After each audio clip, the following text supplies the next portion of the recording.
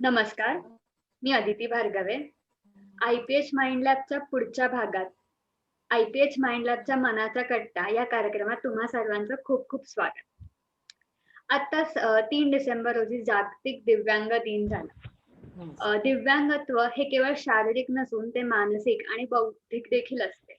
आणि 2020 मध्ये आपल्याला एकंदरच मानसिक आरोग्याविषयी आपण सगळेच अधिक जागरूक झालो आहे आणि आपल्याला तो इम्पोर्टन्स अजून जास्त चांगला कळाला आहे.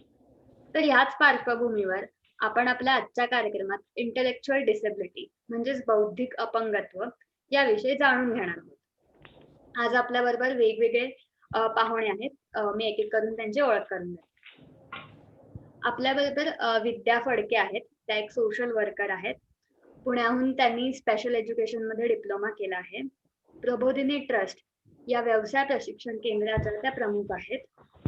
प्रबोधिनीत त्यांनी 1978 पासून 2011 पर्यंत काम केले आहे आणि गेली 40 वर्षे ते मानसिक अपंगांच्या पुनर्वसनासाठी काम करतात. 2005 रोजी डॉक्टर सुळे, देशपांडे आणि अडके यांना बरोबर घेऊन घरकुल ही स्पेशल मुलींसाठी निवासी संस्था त्यांनी सुरू केली. आज तिकडे जवळ-जवळ 58 प्रौढ मुली आहेत. त्यांच्या या कामासाठी त्यांना लायन्स तर्फे जीवन गौरव पुरस्कार, के वाघ तर्फे राज्यस्तरीय कर्मयोगिनी पुरस्कार, अखिल ब्राह्मण संघातर्फे संस्कृती वैभव पुरस्कार, गगनाला पंख नवे असे अनेक मानाचे पुरस्कार त्यांना आणि घरकुल यांना मिळाले आहेत. मॅम तुमचं खूप खूप स्वागत. ह्यानंतर आपले आजचे एक्सपर्ट डॉक्टर मुक्तेश दौंड. त्यांनी doctor VM. Government medical college इथनं MBBS आणि DNB सायकॅट्री हे आसामहून केलेले आहे. निम्स या हॉस्पिटलचे ते डिरेक्टर आणि तिकडे कन्सल्टिंग सायकॅट्रिस्ट पण आहेत. मेंटल हेल्थ अवेअरनेस साठी ते खूप वर्षांपासून कार्यरत देखील आहेत. सर तुमचे पण आपल्या आजच्या कार्यक्रमात खूप खूप स्वागत. धन्यवाद. पुढचे आपले पाहुणे आहेत अंजली मराठे. त्यांनी 33 वर्षे SBI मध्ये नोकरी केली असून आता त्या रिटायर झाल्या आहेत. त्यांना संगीत, वाचन, पाककला आणि रांगोळी काढण्याची विशेष आवड आहे. त्यांना 2 मुले आहेत आणि ते दोघेही स्पेशल आहेत. यानंतर आपल्या बरोबर आहेत आशिष कुलकर्णी.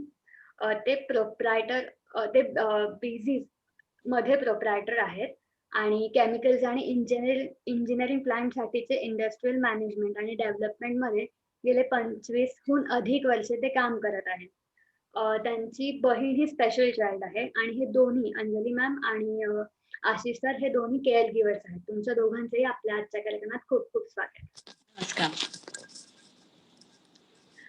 तर मला पहिले आशिषजी आणि अंजलीजी तुम्हाला विचारायचं आहे की तुम्हाला तुमच्या दोन्ही मुलांबद्दल आणि बहिणीबद्दल कधी आणि कसं कळालं की ते स्पेशल आहेत? अंजली मॅम तुम्ही सांगा. काय झालं की 40 वर्षापूर्वी आहे ना, हा शब्दच माहिती नव्हता. आता जितका आपल्याला अगदी तो म्हणजे सगळ्यांना पटकन लक्षात येतो की मतिमंद, असं आम्हाला 40 वर्षापूर्वी काही कल्पना नव्हती आणि आमच्या पूर्ण फॅमिलीचं असं कोणीच नव्हतं. तर माझा मुलगा जेव्हा झाला आणि मग तो व्यवस्थित म्हणजे जसं इतर मुलं ऍक्टिव्हिटीज करतात तशा असायच्या, त्यामुळे कळायला काही कारण नव्हतं की काय प्रॉब्लेम आहे. आणि तसं बाकीचे माइलस्टोन डिलेड होते फक्त, पण बोलणं त्याला टंग टाय होती म्हणून आम्हाला वाटायचं म्हणून तो बोलायला उशीर होतो. आणि माझा भाऊ आणि माझा पुतण्या हे दोघंही उशिरा बोलले. त्यामुळे मला सगळे घरचे सांगायचे की काही एवढी घाबरायचं कारण नाहीये, बोलतात मुलं उशिरा. अशा त्या ह्याच्यातच म्हणजे 2.5 वर्षाचा होता असताना मी असं मुंबईला गेले, तेव्हा माझ्या नंदेच्या मिस्टरांना वाटलंच काहीतरी, पण ते कोणी मला त्यावेळेला काही असं सांगितलं नाही की स्पेशल चाइल्ड आहे किंवा असं काही आहे. डॉक्टरांनी तपासलं आणि डेव्हलपमेंट कमी आहे. तर डेव्हलपमेंट कमी आहे म्हणजे तरी सुद्धा मला कळलेलं नाही की काय आहे. असं करताना मग त्यांनी म्हटलं स्पीच थेरपी देऊ आपण. मग आम्ही स्पीच थेरपीसाठी मी नायर हॉस्पिटलला जायचे 15 दिवस आणि मग त्याने जसं शिकवलं तसं घरी करत होते. म्हणजे असं करता करता तो 3 वर्षाचा झाला आणि मग नंतर घरीच आम्ही काय काय हे करायचं. म्हणजे नॉर्मल स्कूलला मी त्याला घातलं. म्हणजे तोपर्यंत मला मतिमंद मुलगा आहे हे अजिबात माहित नव्हतं. नॉर्मल स्कूलला तो 2 वर्ष गेला आणि त्या दरम्यान मग नंतर मग लक्षात आलं आमच्या की तिथे त्याला पुढे त्याला म्हणजे हे करता येत नाहीये. त्यांनी आम्हाला सजेस्ट केलं आणि मग लक्षात आलं माझ्या की काहीतरी वेगळं आहे. आणि त्या दरम्यान नेमकं म्हणजे दुसरा मुलगा पण त्याच वेळेस झाला. म्हणजे जेव्हा दुसरा मुलगा झाला आणि पहिला होता ते सगळं कळण्याच्या ह्याच्यात बराच काळ गेला होता. ओके.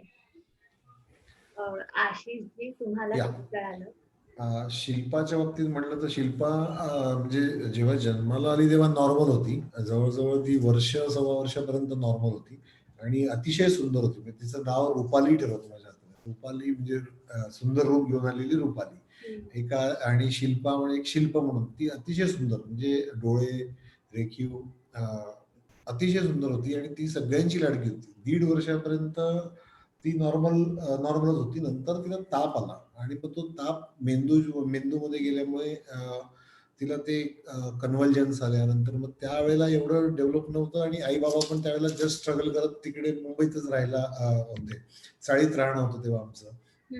आई बाबांचं आमच्या त्यावेळेचं प्रेमविवाह त्याच्यामुळे ते दोघंच जण सगळं तिकडे राहून तिथे सगळं डेव्हलप करून शिल्पाचं जो ताप वगैरे आला त्याला तेवढं लक्षात नाही आला सिरियसनेस आणि नंतर मग तो वाढत गेला. त्याचा परिणाम झाला. मग तिची लेफ्ट साइड पॅरलाइज झाली. तिला फिट्स यायला लागले. त्या काळानंतर मग ते इकडे गावी शिफ्ट झाले काही कालानंतर 1-1.5 वर्षाच्या काळामध्ये. मग इथे सिव्हिल हॉस्पिटलला वगैरे पण सगळं त्यांनी दाखवलं. जोशी मॅडम म्हणून इथे होत्या, अनुराधा जोशी म्हणून त्या फार जुन्या कन्सल्टिंग ह्याच्यातल्या होत्या. मग त्यांनी त्यावेळेस तिला ही सगळी गार्डिनल वरची ट्रीटमेंट सुरू केली आणि सांगितलं की हिला लेफ्ट साइड म्हणजे चालू फिरू शकत होती पण डाव्या बाजूने ती असं काही हाताने वस्तू घेणं ठेवणं असं करू शकत नव्हती. त्या दृष्टीने ती त्या गोळ्या घेत गेल्या लहानपणापासून आणि आमच्या घरात मुली कोणीच नाही म्हणजे माझ्या सगळ्या काका आमच्या सगळ्या भावंडांमध्ये त्या फक्त 2 जणी. त्याच्यामुळे शिल्पा अजूनही सगळ्यांची लाडकी आहे. तेव्हाही खूप लाडकी होती. त्याच्यामुळे ती स्पेशल आहे असं तिला म्हणजे हेचा शब्द आता लक्षात आला पण ती जन्माला आली तेव्हापासून स्पेशल होती खऱ्या अर्थाने. आणि आताही तिला असं स्पेशल म्हणून कुठली वागणूक किंवा असं काही नाही. म्हणजे she is a part and parcel of our regular activities आणि होमली ऍटमॉस्फिअर मध्येच आम्ही बरोबर असतो सगळे. ओके. तेव्हा एक मिनिट हो, हो. इंटरप्ट करते. माझी पण मुलं आहे ना दिसायला अगदी नॉर्मल म्हणजे तुम्ही पहिल्यांदा फडके मॅडमनी पाहिलेली आहेत. पण दोघंही अगदी देखणी आणि अशी म्हणजे आणि कुठली कधी फिट्स आले नाही, कुठली औषधं नाही, काहीच नाही. म्हणजे नॉर्मल. त्यामुळे कळायला मार्ग फार उशिरा झाला की डेव्हलपमेंट कमी आहे. दिसायला अजिबात नसायचा. त्यामुळे ऍक्सेप्ट करायचं म्हणजे कळलं तेव्हा ऍक्सेप्ट केलंच म्हणजे प्रश्नच नाही. त्यामुळे मी बँकेचं प्रत्येक ठिकाणी एक्सपोजर त्यांना देत गेले. प्रत्येक कार्यक्रमात मी त्यांना न्यायचे. त्यामुळे म्हणजे मुलांना माझ्या सगळ्या ऍक्टिव्हिटीज जे काही बँकेतले असू देत किंवा काय असं ते माझ्याबरोबर पूर्ण सहभागी असायचे. ओके. त्यावेळेस तुम्ही दोघांनी कोणत्या प्रकारचं टेस्टिंग जसे आता इंटेलेक्च्युअल डिसेबिलिटीसाठी वेगवेगळ्या प्रकारच्या टेस्ट अवेलेबल आहेत. तर त्या काळी तुम्हाला असे काही ऑप्शन्स होते का किंवा तुम्ही कोणत्या टेस्ट केल्या होत्या का?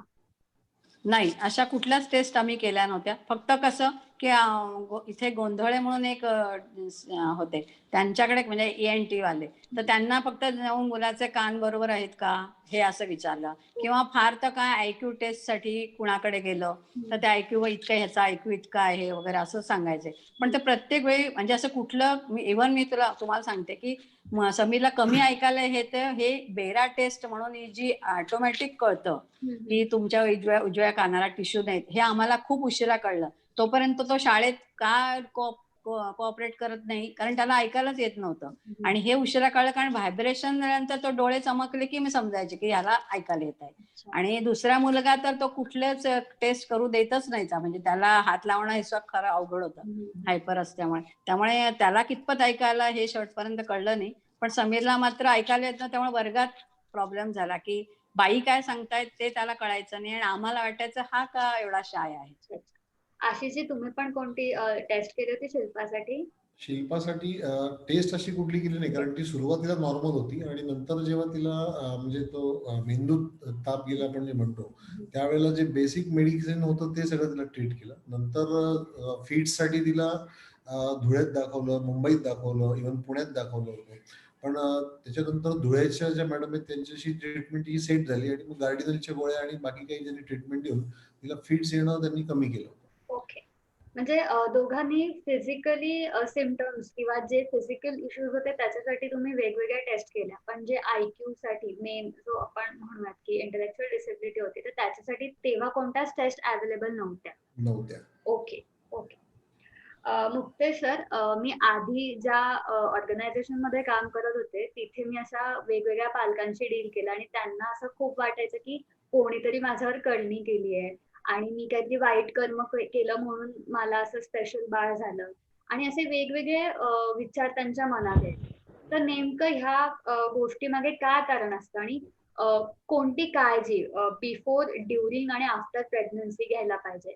इवन आफ्टर म्हणजे नंतर मोठा झाल्यावर पण असे अलार्मिंग फॅक्टर्स कोणते आहेत की ज्याच्यामुळे पालकांना कळू शकतं किंवा ते टेस्टिंग साठी जाऊ शकतात? ओके. तर इथे खूप मोठा, अगदी मी म्हणेल गायनेकोलॉजी, पिडियाट्रिक, सायकियाट्री, न्यूरोलॉजी सर्वच आणि ऑब्स्टेटिक्स या सगळ्याच गोष्टींना किंवा विषयांना कवेत घेणारा हा प्रश्न आहे. तरी पण याचं जर एक आपण स्ट्रक्चर केलं, आजकाल आपल्याकडे जे विज्ञानामुळे जी काही माहिती आपल्याला झालेली आहे ना, तर म्हणेल तू म्हणालीस ना की प्री नॅटल म्हणतो आम्ही, म्हणजे गर्भावस्था, नंतर लेबर म्हणजे बाळंतपण आणि पोस्ट नॅटल म्हणजे बाळंतपणानंतर. तर मी म्हणेल त्याच्याही आधीची स्टेज असते, प्लॅनिंग ऑफ मॅरेज. ठीक आहे ना. आजकाल कसं झालंय ना, आपल्याकडं जो काही ट्रेंड आहे, मी चूक बरोबर बोलणार नाही, पण जो काही आहे त्यामध्ये ना उशिरा लग्न करणं आणि बाळंतपणाचं जे आईचं वय असतं ते उशिरा असणं किंवा आपण म्हणू 30 वर्षांपेक्षा जास्त असणं, हे खरंच खूप मोठं अलार्मिंग आणि मी म्हणेल नक्कीच सगळ्यांना विचार करायला लावणारी अशी गोष्ट आहे. कारण म्हणजे आपण एक प्राणी आहोत आपण सुद्धा एक. तर 22 ते 30 वर्ष, आता परत हे काय एक्झॅक्टली कुठे फिगर नाहीयेत, बट 22 ते 30 वर्ष हा एक त्यातल्या त्यात खूप योग्य असा काळ आहे. जेवढं उशिरा लग्न आणि जेवढं उशिरा बाळंतपण, तेवढं बाळांमध्ये काहीतरी आपण म्हणू की अडचणी, त्यांच्या मेंदूच्या वाढीमधले वेगवेगळे आजार किंवा त्यांच्या एकंदरीतच जडणघडणीमध्ये खूप वेगळ्या वेगळ्या घटना घडू शकतात. तर पहिलं मी म्हटलं लग्नाचं वय, त्याच्यानंतर मी बोलतोय की प्लॅनिंग ऑफ अ बेबी. तर आता जे आहे ना, प्लॅनिंग ऑफ अ बेबी किंवा आपल्याला बाळ हवंय, आई म्हणजे आपण म्हणतो ना की बाबा मला बाळ हवंय किंवा ज्या काही चर्चा चालू असतात आजकाल, तर बाळंतपणानंतर सुद्धा ह्या गोष्टी नाही चालू होत, तर त्या बाळंतपणाच्या आधी चालू होतात. म्हणजे आजकाल आपण जे अगदी स्पष्ट बोलतो मी, जसं जुन्या काळी कुंडली वगैरे पाहिली जायची ना, तसं मी म्हणेल आजकाल ज्यांच्या घरामध्ये काही मेंदूच्या आजाराची हिस्ट्री आहे, ज्यांच्या घरामध्ये कोणाला काही मोठे आजार आहेत, त्यांनी जेनेटिक काउन्सिलिंग ही जरूर करून घ्यायला हवी. तर जेनेटिक काउन्सिलिंग ही आधुनिक काळातली आपण म्हणू कुंडली किंवा मॅच मेकिंग आहे. तर ते जरूर करायला हवं. दुसरं असतं की एक RH इनकॉम्पॅटिबिलिटी. म्हणजे हे खरंच खूप चुकीचं जनमानसात गेलं आहे, की आईचा रक्तगट पॉझिटिव्ह किंवा B+B+चं लग्न होईल का? तर असं काही नसतं. B- किंवा सॉरी नॉट बी, कुठलाही मायनस रक्तगट जेव्हा आईचा असतो ना, तिचं पहिलं बाळ छान होतं, पण दुसरं बाळ म्हणजे आईचं रक्त निगेटिव्ह आहे आणि बाळाचं रक्त जर पॉझिटिव्ह असेल, तर त्या बाळाला थोडंसं वाढीमध्ये अडचणी येतात. पण आजकाल परत मी म्हणेल विज्ञानामुळे त्यामध्ये खूप सगळी प्रगती झालेली आहे. त्यामुळे RH इनकॉम्पॅटिबिलिटी हा एवढा विषय नाहीये. तिसरी जी गोष्ट येते ना, जसं म्हटलं मी, बाळाचं किंवा बाळंतपणाचं प्लॅनिंग हे मी म्हणेन 1-2 महिने आधीपासून चालू करायचं आहे. मग याच्यामध्ये फॉलिक ॲसिड ही गोष्ट आजकाल प्रत्येक गायनेकोलॉजिस्ट जर तुम्ही आधीच गेलात तर ते जरूर देतात. फॉलिक ॲसिड हे आपल्या मेंदूच्या वाढीमध्ये प्रचंड महत्त्वाचा वाटा आहे याचा. आणि मेंदूची वाढ कुठली? तर पोटात असतानाचीच. म्हणजे आपण बाहेर आल्यावर तर त्याला देणारच आहोत, पण पोटात असताना सुद्धा त्याला ह्या गोष्टी खूप आवश्यक आहेत. तर हे झालं बाळंतपणा, मी म्हणेल प्लॅनिंग म्हणू आपण फक्त, प्लॅनिंग ऑफ द प्रेग्नन्सी. नंतर आता बाळंतपण राहिलंय. तर बाळंतपणानंतर आपल्याला सर्वांना एक जनरली माहिती आहे, की इन्फेक्शन म्हणजे आईनी तिची स्वतःची काळजी घ्यायला हवी. कुठल्याही इन्फेक्शनला जर ती एक्सपोज होत असेल, तर त्याच्यानंतर सगळाच गुंता चालू होतो. मग औषधं घ्यायचे की नाही घ्यायचे? त्याच्यानंतर आपण म्हणूया कुठल्या बरंच बेसिकली विषय भरकटेल थोडासा, पण इन्फेक्शन टाळायला हवं. त्याच्यानंतर ना परत आता हा गायनेकोलॉजिस्टचा डोमेन आहे, पण IUGR म्हणजे इंट्रायुटेराइन ग्रोथ रिटार्डेशन. मी तर म्हणेल सर्वसामान्यांमध्ये स्त्री वैद्यकशास्त्र, गायनेकोलॉजी आणि प्रसूतीशास्त्र म्हणजे ऑब्स्टेटिक ह्याच्याविषयी इतके गैरसमज आहेत ना, इतक्या वेळा सोनोग्राफी करायची काय गरज आहे? एकदा केल्यावर कळत नाही का? तर ह्या ज्या सोनोग्राफी केल्या जातात त्या सिक्वेन्शियल असतात. मागच्या महिन्यामध्ये बाळाची एवढी लांबी होती, एवढं वजन होतं, एवढा आकार होता, त्याचे कुठले अवयव काम करतायत, कुठले अवयव काम करत नाहीयेत, ह्या सर्व गोष्टी त्याच्यातनं कळत असतात. त्याच्यामुळे गायनेकोलॉजिस्टच्या सल्ल्याने ह्या आधुनिक विज्ञानाचा वापर करून आपण बऱ्याच भविष्यात घडणाऱ्या घटना टाळू शकतो आणि हे आपल्या सर्वांसाठी उपलब्ध आहे. त्याच्यामुळे प्रत्येक ठिकाणी किंतु परंतु न लावता आपण त्या करून घ्यायला हवं. त्याच्यानंतर जे महत्वाचं असतं आजकाल स्त्रियांमध्ये, जसं मी म्हटलं की लग्नाचं वय वाढलंय, बाळंतपणाचं वय वाढलंय, तसंच कल्चर म्हणू किंवा प्रोफेशनल म्हणू, बऱ्याच मुलींमध्ये आजकाल व्यसनांचं प्रमाण सुद्धा वाढलंय. मग त्यामध्ये स्मोकिंग आलं, अल्कोहोल आलं, तर असं कुठलंही व्यसन बाळाच्या वाढीमध्ये नक्कीच हानिकारक असतं. त्यानंतर सगळ्यात महत्वाचा टप्पा लेबर किंवा बाळंतपण. जुन्या काळी ना बाळंतपणाला स्त्रीचा पुनर्जन्म म्हणायचे. कारण जुन्या काळी हजारामधल्या जवळजवळ मी म्हणेल 600-700 स्त्रिया मरून जायच्या. आजकाल आपल्याकडे ते प्रमाण हार्डली 50-52 वरती आलं आहे आणि हे श्रेय आपण त्या विज्ञानाला द्यायलाच हवं. आपण जे आजकाल म्हणतो की नाही, तुझं काय सिझेरियन झालं, तुझं काय सिझेरियन झालं, तर ते सिझेरियन विनाकारण नसतं केलेलं. त्याच्या मागे नक्कीच शास्त्रीय कारणे असतात. तुम्हाला डाऊट असतील तर तुम्ही तुमच्या स्त्रीरोग तज्ञाला हक्काने विचारा. तुम्हाला कोणी जबरदस्ती करणार नाही.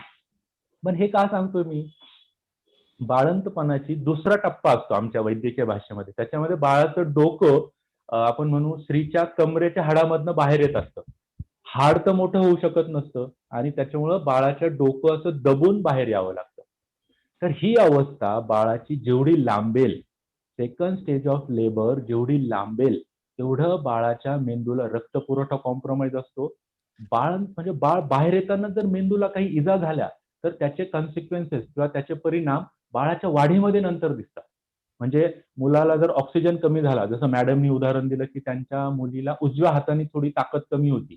मे बी तिच्या बाळंतपणामध्ये, हे हायपोथेटिकल आहे, मला रियालिटी माहित नाही, पण बाळंतपणामध्ये मेंदूला ऑक्सिजन कमी पडल्याची शक्यता दाट आहे. त्याच्यामुळे असं होऊ शकतं. तर बाळंतपण खूप महत्वाचं आहे.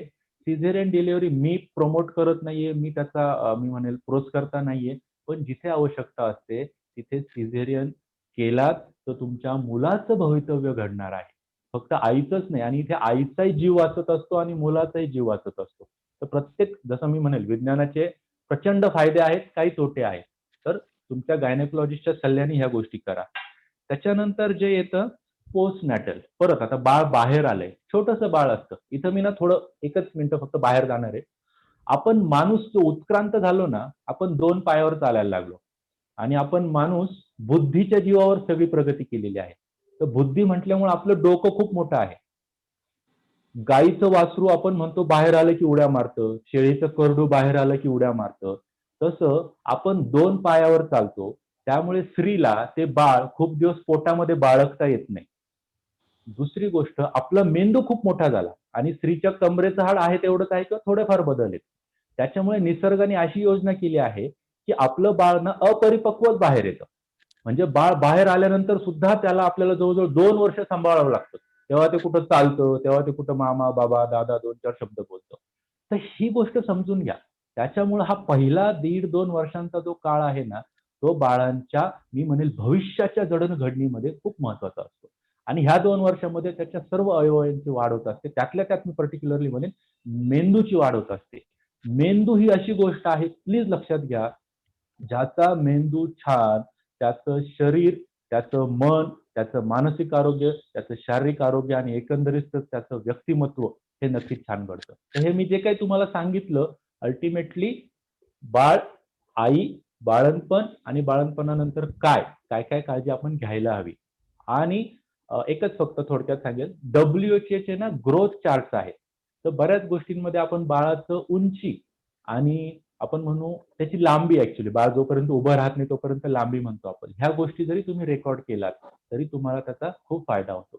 आणि नित्यपणे डॉक्टरांना भेटणं, जसं जसं सांगितलं, लसीकरण करणं, ह्या छोट्या छोट्या गोष्टी असतात त्या करायला हव्या.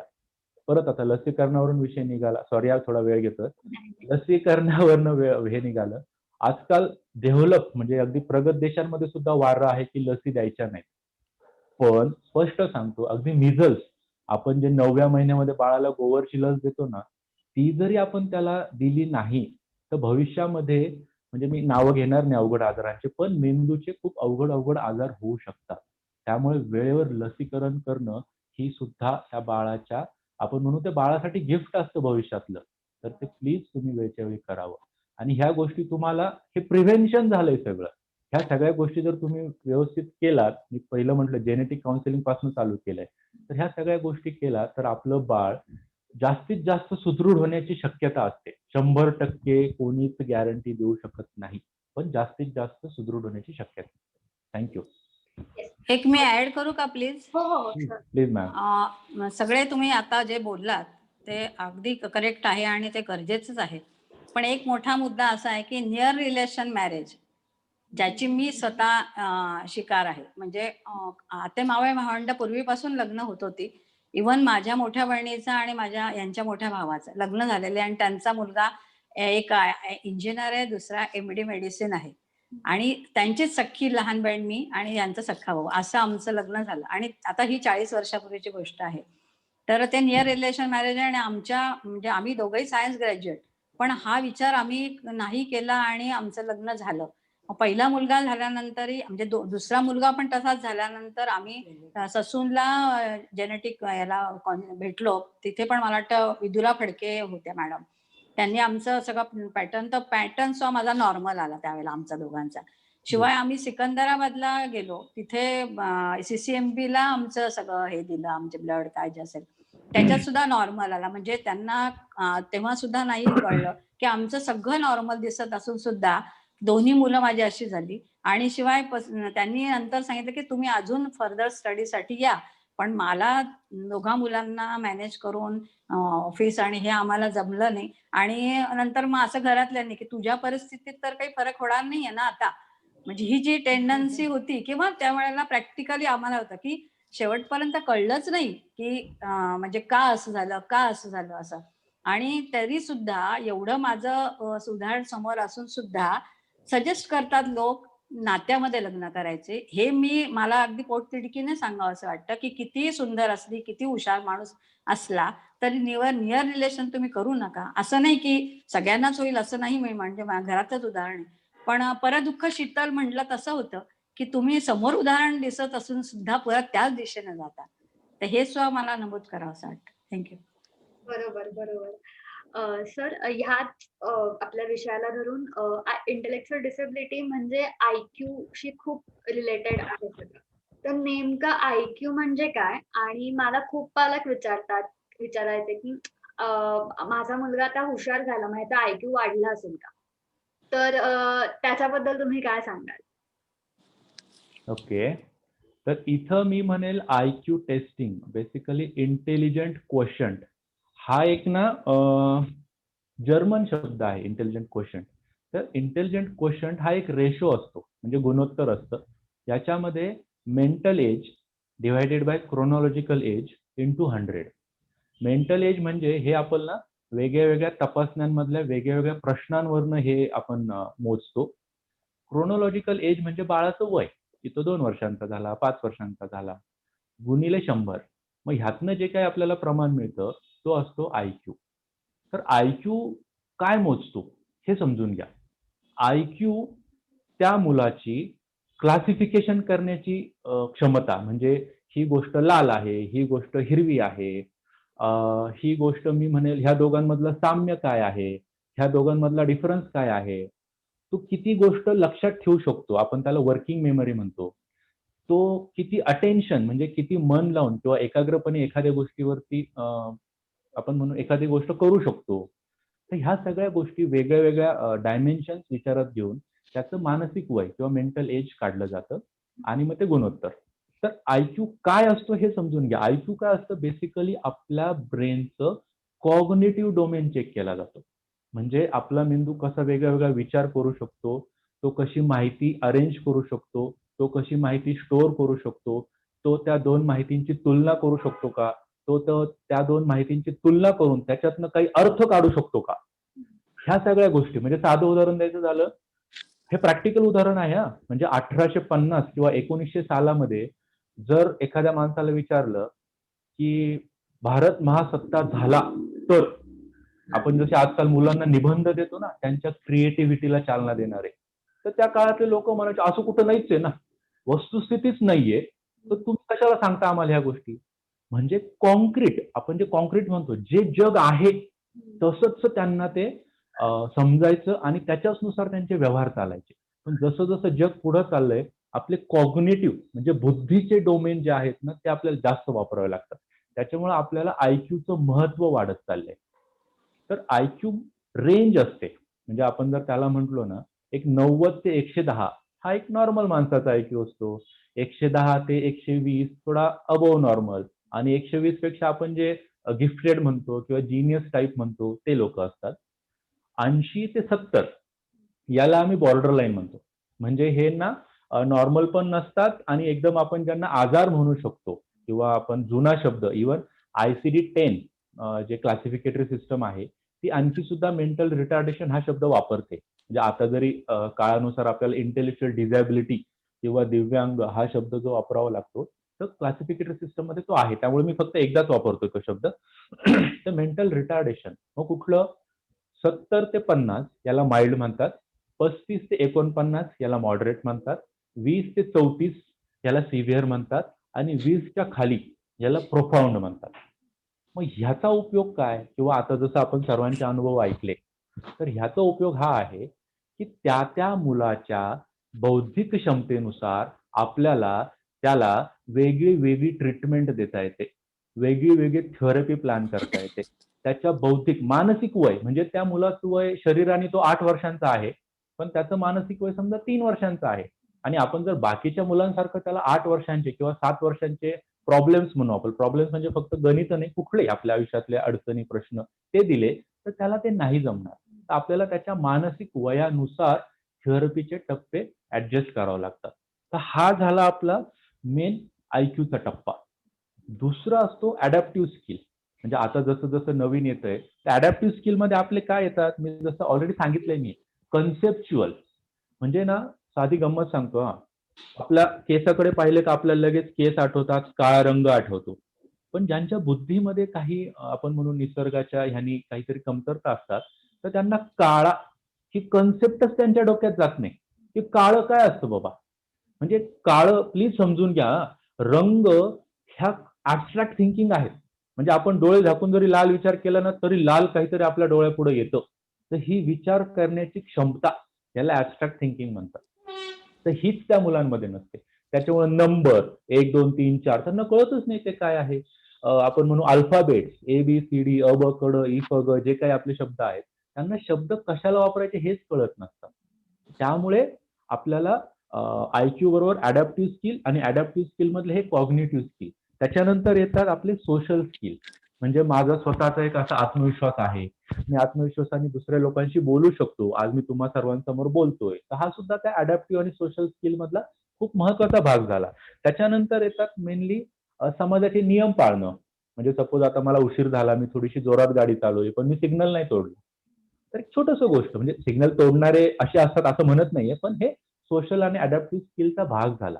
त्याच्यानंतरचा डोमेन असतो आपण म्हणू प्रॅक्टिकल. म्हणजे ना, डे टू डे मला उठल्यावर दात घासावे लागतात, अंघोळ करावी लागते, स्वतःचे पर्सनल केअर असतात, नंतर नाश्ता करणं, वेळ, जे काही डे टू डे ऍक्टिव्हिटीज असतात, तर ह्या सगळ्या डोमेन मध्ये सुद्धा आपल्याला आयक्यू किंवा बुद्धीच्या ह्याची गरज पडते.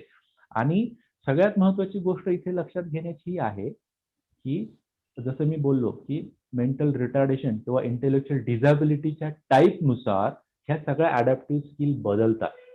त्याच्यामुळे आपल्याला सपोज कुठला लेव्हलचा मुलगा आहे, सपोज माइल्ड आपण उदाहरण घेऊ, एक माइल्ड इंटेलेक्च्युअल डिझॅबिलिटी आहे, तर तो मी म्हणेल शाळा शिकू शकतो, अगदी एकदम आपल्यासारखी नाही, पण तो बेसिक शाळा शिकू शकतो, मॅथमॅटिक्स करू शकतो, तो एखादं छान गोष्ट शिकू शकतो, त्याच्यामध्ये तो व्यवसाय करू शकतो, आणि एक यशस्वी, खूप यशस्वी नाही पण एक चांगलं आणि यशस्वी आयुष्य जगू शकतो, जर त्याला वेळेत मदत मिळाली तर. तर ह्या, आणि दुसरं उदाहरण घ्यायचं झालं मॉडरेट, आपण जे म्हणतो मॉडरेट म्हणजे काय, ट्रेनेबल असतात. त्यांना खूप नाही, मॉडरेट इतकं नाही करता येत, पण एखादी गोष्ट म्हणजे खोके पॅकिंग करणं किंवा आपण म्हणू अगदी ग्रामीण भागामध्ये आपण म्हणू जनावर सांभाळणं, चरायला घेऊन जाणं, चारा देणं, त्यांची स्वच्छता ठेवणं, काळजी घेणं किंवा शहरामध्ये आलो आपण तर दुकानांमध्ये किंवा कुठल्याही ह्याच्यामध्ये असिस्टंटचे जे रोल असतात, तिथं बुद्धीचं काम नसतं, सांगितलेलं काम करायचं असतं. तर हे मुलं त्या गोष्टी खूप छान शिकू शकतात. आणि त्याच्या खालचे जे असतात, मग आपण म्हणू प्रोफाउंड. प्रोफाउंडमध्ये कसं असतं, त्यांनी डे टू डे ॲक्टिव्हिटी कराव्या एवढी आपण अपेक्षा ठेवावी. आणि प्रोफाउंड सॉरी हे सिव्हिअर बोललो मी, सॉरी सिव्हिअर. आणि प्रोफाउंड जे असतं ते म्हणजे ही अशी मुलं असतात, यांना कायम आपल्या मदतीची गरज असते. म्हणजे अगदी शिशुपासून त्यांचं कपडे घालणं, सांभाळणं ह्या सगळ्यांमध्ये यांना डेफिनेटली कायम आपल्या मदतीची गरज असते. तर हे जे कॅटेगरायझेशन आहे, त्याच्यानुसार आपण ते मुलं काय काय करू शकतात हे ठरवू शकतो आणि त्याच्यानुसार आपण त्यांना काय द्यायचं किंवा काय शिकवायचं हे ठरवू शकतो. त्याच्यामुळं आयक्यूचा खूप महत्वाचा रोल आपल्याला इंटेलेक्च्युअल डिसॅबिलिटीमध्ये आहे आणि ते जर आपल्याला लवकर कळालं तर नक्कीच त्या मुलाचं आयुष्य बदलण्यामध्ये खूप महत्वाचा वाटा असतो. भार्गव. येस. म्हणजे ओव्हरऑल आपण बघूयात, म्हणजे खूप जणांना असं वाटतं की माझ्या मुलाला मोबाईल यायला लागला म्हणजे त्याचा आयक्यू छान आहे. सो त्यांना जे स्पेसिफिक म्हणजे आता हे बटन दाबलं की हे उघडणार, सो बरोबर. आता व्यवस्थित करतात. पण जर मी त्यांना सिच्युएशन दिली की मला घरी यायला उशीर झाला तर तू एकटा काय करशील, सो हे जरा हाय फंक्शनिंग त्यांना अवघड जात. नक्कीच. तू जसं उदाहरण दिलंस, मग हेच मी सांगेन, की हा. बऱ्याच ज्या गोष्टी असतात, की अरे आमचा मुलगा तर छान खेळतो, छान पळतो, एवढ्या जोरात उड्या मारतो. म्हणजे सांगायचा मुद्दा, की फिजिकल ॲबिलिटीज त्या मुलाच्या छान असतात. पण हा. कॉग्निटिव्ह विचार करणं, क्रिएटिव्हिटी, विचारांमध्ये विचारांची तोडमोड करणं, गोष्टी सांगितल्यावर त्या नवीन गोष्टी तोडून-मोडून सांगणं, ह्या गोष्टी हव्या असतात. आणि तुझा दुसरा क्वेश्चन जो होता, की आयक्यू वाढतो का? तर इथं प्लीज लक्षात घ्या, मी असं कुठल्याही ह्याच्याविषयी बोलणार नाहीये, पण आयक्यू मेंदूची कपॅसिटी ही ती त्या वाढीच्या वयामध्ये ठरलेली असते. ती आपल्याला वाढवता येत नाही. पण याचा अर्थ आपण नाराज किंवा निराश व्हायचंय का? नाही. जी काही मेंदूची ताकद आहे, जो काही त्या मुलाचा किंवा मुलीचा आयक्यू आहे, तो जर आपण त्याला इफेक्टिव्हली वापरायला शिकवला, तर मी जसं म्हटलं ना, त्याचं आयुष्य बदलायला मदत होते. त्याच्यामुळे आयक्यू नक्कीच वाढवता येत नाही. पण जो काही आयक्यू आहे त्याचा आपण इफेक्टिव्हली वापर करायला जर त्या मुलाला किंवा मुलीला शिकवलं, तर ते खूप महत्वाचं असतं त्याच्यासाठी. हा धन्यवाद. खूप गैरसमज खूप जणांमध्ये आहे की काही औषध देऊन आयक्यू वाढवता येईल का, तर असं जसं तुम्ही सांगितलं की तसं होत नाही. आशिषजी, मी जिथे काम करत होते ना तिथे आमच्याकडे एक मुलगा होता, छोटा होता आणि त्याची आई काउन्सिलिंगसाठी यायची आणि त्यांची एक कंप्लेंट होती की माझ्या मुलांमध्ये खूप भांडणं होतात. दोन्ही मुलं, त्यांना एक नॉर्मल होता आणि एक स्पेशल होता. सो त्या नेहमी येऊन हेच सांगायच्या. तर एक दिवशी त्यांचा मुलगा पण आला त्यांच्याबरोबर आणि मी विचारलं की काय झालं, काय प्रॉब्लेम आहे.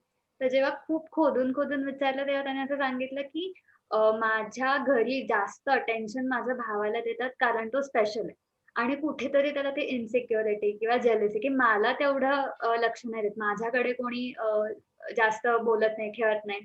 सो तुमच्या घरी कसं वातावरण होतं, की लहानपणापासून बहीण स्पेशल असल्यामुळे तुमचं घरी सिच्युएशन कशी होती आणि भाऊ म्हणून तुमचा रोल कसा होता या सगळ्यामध्ये?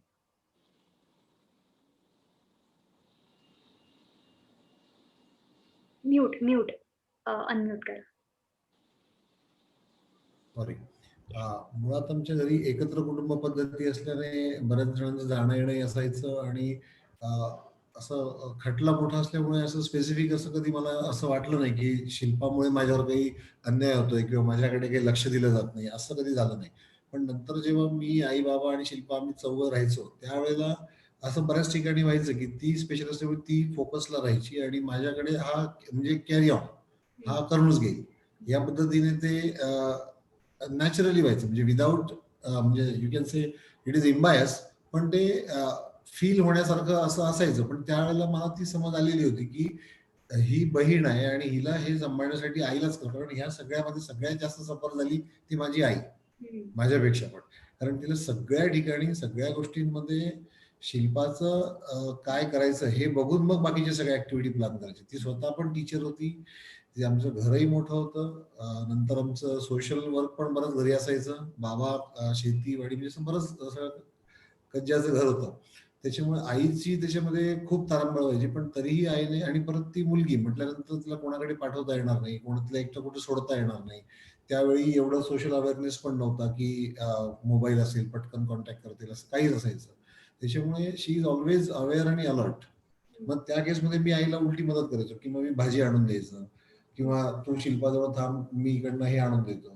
अशा प्रकारे ऍडजस्टमेंट करत ते एक नॅचरल बिल्ड होत गेलं. आणि मुळात आमची आई पण एक साहित्यिक स्वरूपाची होती, वाचनाची आवड होती घरात आम्हाला. नंतर माझंही पण त्यापैकीच आहे बऱ्यापैकी. त्याच्यामुळे कनेक्ट असा एक ऑटोमॅटिक डेव्हलप झाला. म्हणजे असं कधी द्वेष भावना नाही झाली आमच्यामध्ये, किंवा मला असं कधी जाणवलं नाही की शिल्पामुळे मी, आधी वाटायचं की सफर होतोय, पण नंतर जसं मॅच्युरिटी आली आणि कळलं की माझ्यापेक्षा जास्त तर आई सफर होते, मग मला तो स्कोप नाहीये.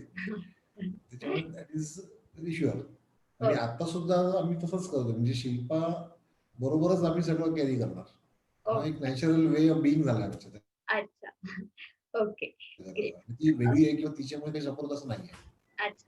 नाही म्हणजे लहानपणी असं वाटतं की अरे मला पण आईबाबांनी माझ्याकडे पण लक्ष द्यायला पाहिजे, पण त्या वयात असं झालं म्हणून मला विचारावंसं वाटलं तुम्हाला हा प्रश्न. Right right. आणि मी असं खूप आई बाबांजवळ राहिलो पण नाही. 10वी नंतर मी बाहेरच होतो. अच्छा. त्याच्यामुळे ते जाणवलं पण नाही. पण जेव्हा जेव्हा मी असायचो तेव्हा तेव्हा आम्ही सगळे म्हणजे गो टुगेदर असंच असायचं. ओके. अच्छा, म्हणजे फॅमिली एन्व्हायरमेंटचा पण ह्याच्यावर खूप खूप फरक पडतो. येस. सो फडके मॅम, मला तुम्हाला असं विचारायचं आहे की स्पेशल मुलांमध्ये आपण बघतो की बरेच बिहेवियर प्रॉब्लेम किंवा इश्यूज असू शकतात आणि असतात, म्हणजे बऱ्याच मुलांमध्ये असतात. तर ट्रेनिंगचा यांना कसा आणि कशा प्रकारे फायदा होतो, त्याच्याबद्दल थोडं मला आवडेल जाणून घ्यायला. हो, नक्कीच. ह्या सर्व मुलांच्यामध्ये बिहेवियर प्रॉब्लेम्स, वर्तन समस्या ह्या असतातच. आणि त्या कमी करण्यासाठी सर्वात महत्त्वाचा उपाय म्हणजे काय असेल, तर त्यांना सतत कार्यमग्न ठेवणं, बिझी ठेवणं. त्यांची असलेली बुद्धी आणि त्यांचे 2 हात हे सतत कार्यमग्न ठेवणं हे अत्यंत महत्त्वाचं असतं. म्हणजे आपण एरवी सुद्धा म्हणतो की नाही, म्हणजे नॉर्मल माणसं सुद्धा रिकामं मन सैतानाचं घर. तेव्हा ह्या व्यक्तींना, ह्या मुलांना सुद्धा जर काही दुसरं काम नसेल, विचार नसेल, तर मग यांचं सुद्धा मन भरकटतं. म्हणून ह्या मुलांच्या जी काही त्यांची बुद्धी आहे, ती बुद्धी वापरण्याची आणि त्यांचे जे 2 हात आहेत, त्या 2 हातांना सतत जर काही काम दिलं आणि त्यांना इतर कुठलाही विचार मनात न येऊ देण्याची संधी दिली, तर त्याचा खूप चांगला परिणाम ह्या मुलांच्यावरती होतो. आणि दुसरं आणखीन एक महत्त्वाचं म्हणजे ह्या सगळ्यासाठी ग्रुप थेरपी ही सुद्धा एक खूप इफेक्टिव्ह थेरपी असते. ही मुलं सोपी पुनरावृत्तीची कामं करतात आणि आपण जर त्या मुलांना, मुलींना, व्यक्तींना ग्रुपमध्ये ठेवलं, एकटं ठेवलं नाही आणि 7-8 जणांच्या मध्ये ठेवलं आणि एंगेज ठेवलं, सोपी पुनरावृत्तीची कामं ही अनेक मुलं खूप चांगल्या प्रकारे करतात. आणि ह्या ग्रुपमध्ये ठेवून त्यांना त्या कामाची संधी दिली, ते वळण दिलं, ती कामं शिकवली, तर आपोआप त्यांच्या या ज्या काही छोट्या वर्तन समस्या असतात त्यांच्यापासून त्यांचं दुर्लक्ष होतं. ते वर्तन करण्याची त्यांना इच्छाच होत नाही. मग आता उदाहरणार्थ आधी एक सांगायचं झालं, तर आपल्या इथे घरकुलमध्ये एक विद्यार्थिनी होती. तिला सवय काय होती की ती बसायचीच नाही, सारखं लोळायची. आता प्रौढ एवढी वयात आलेली मोठी मुलगी आणि कधीही न बसता नुसती सारखी लोळायची. घरकुलमध्ये सुद्धा आल्यावर सारखी लोळायची ती. आता ही सवय तिची घालवायची कशी, हा एक खूप मोठा प्रश्न होता. करायचो की घरकुलमध्ये तर खूप मुली होत्या, मग त्या एक 10-12 मुलींच्या मध्ये आम्ही तिला बसवायचो आणि अशा जरा जवळ बसवायच्या की तिला आडवं व्हायला संधीच मिळायची नाही. जरी तिने नुसतं असा आडवं व्हायचा प्रयत्न केला तरी लगेच आमच्या बाकीच्या मुली वासंती वासंती वासंती करून हा हा हा असं नाही, असं करून ओरडायच्या. आणि हळूहळू तिला कळायला लागलं की आपण अशी कृती केली की बाकीच्या 4-5 मुली ओरडतात, आडवं तिला होऊ देत नाही. आणि मग हळूहळू ती तिची सतत आडवं झोपायची ही सवय खूप गेली. आणि नंतर तर एकदा सकाळी उठली की रात्रीच ती गादीवरती अंग टेकायची. म्हणजे तिची ही हळूहळू सतत लोळायची जी सवय होती ती एक 4-5 महिन्यामध्ये खूप चांगल्या प्रकारे आम्हाला घालवता आली. आणि ह्याच्यासाठी सतत कार्यमग्न, तिच्या हातांना काम दिलं, तिला ग्रुपमध्ये ठेवलं, सतत म्युझिक ऐकवलं आणि या इतर सगळ्या गोष्टींमध्ये तिला व्यवधान तिचं त्याच्यामध्ये अडकल्या कारणाने, मन त्याच्यामध्ये तिचं गुंतल्या कारणाने जी काही तिची ही एक सवय हॅबिट वाईट होती त्याच्यापासून ती चांगल्या प्रकारे दूर गेली किंवा तिची सवय सुटली. आणखीन एक उदाहरण सांगते. घरकुलमध्ये एक विद्यार्थिनी आली, प्रौढ मुलगी, आणि तिला कपडे काढायची सवय होती. पहिल्या दिवशी जेव्हा तिनं असं केलं, अशी कृती केली, तेव्हा खरोखरीच बाकीच्याही सगळ्या मुली खूप डिस्टर्ब झाल्या. आणि तिची ही सवय घालवणं हे खूप मोठं टार्गेट आमच्या सगळ्यांच्या समोर होतं. आणि मग तेव्हा सेम उपाय आम्ही केला की तिला सगळ्या मुलींच्या मध्ये ग्रुपमध्ये बसवलं आणि तिला तिच्या 2 हातांना काम दिलं. तिची बुद्धी तशी थोडीशी बरी होती. तिला सांगितलेलं एखादं काम रिपिटेटिव्ह वर्क ती करायची. तर असं तिचं एक छोटंसं काम तिला तिच्या हातामध्ये दिलं. आजूबाजूच्या मुलीही तिला तिचं लक्ष त्या कृतीपासून विचलित झालं. अरे नाही, ह्या मुली काम करतायत, तिच्यासारखं आपण ते काम करायचंय. म्हणून ती मुलगी सुद्धा ते काम करायला लागली. ती तशी कृती करायला गेली की बाकीच्या मुली तिच्यापासून तिला सांगायच्या असं करू नको. म्हणजे खरं म्हणाल ना तर अशा तऱ्हेचं जे काही एखादं वर्तन असेल ते वर्तन तिचं कमी करण्यासाठी इतर मुली सुद्धा आपल्याला खूप मदत करतात. जेव्हा त्यांना कळतं की अरे तिचं हे वर्तन चांगलं नाहीये, बाई तिला ह्या वर्तनावरून रागवतात किंवा करू नको सांगतात, तेव्हा मावशी किंवा शिक्षकांपेक्षा घरकुलमध्ये इतर मुली सुद्धा तिचं ते वर्तन कमी करण्यासाठी मदत करतात.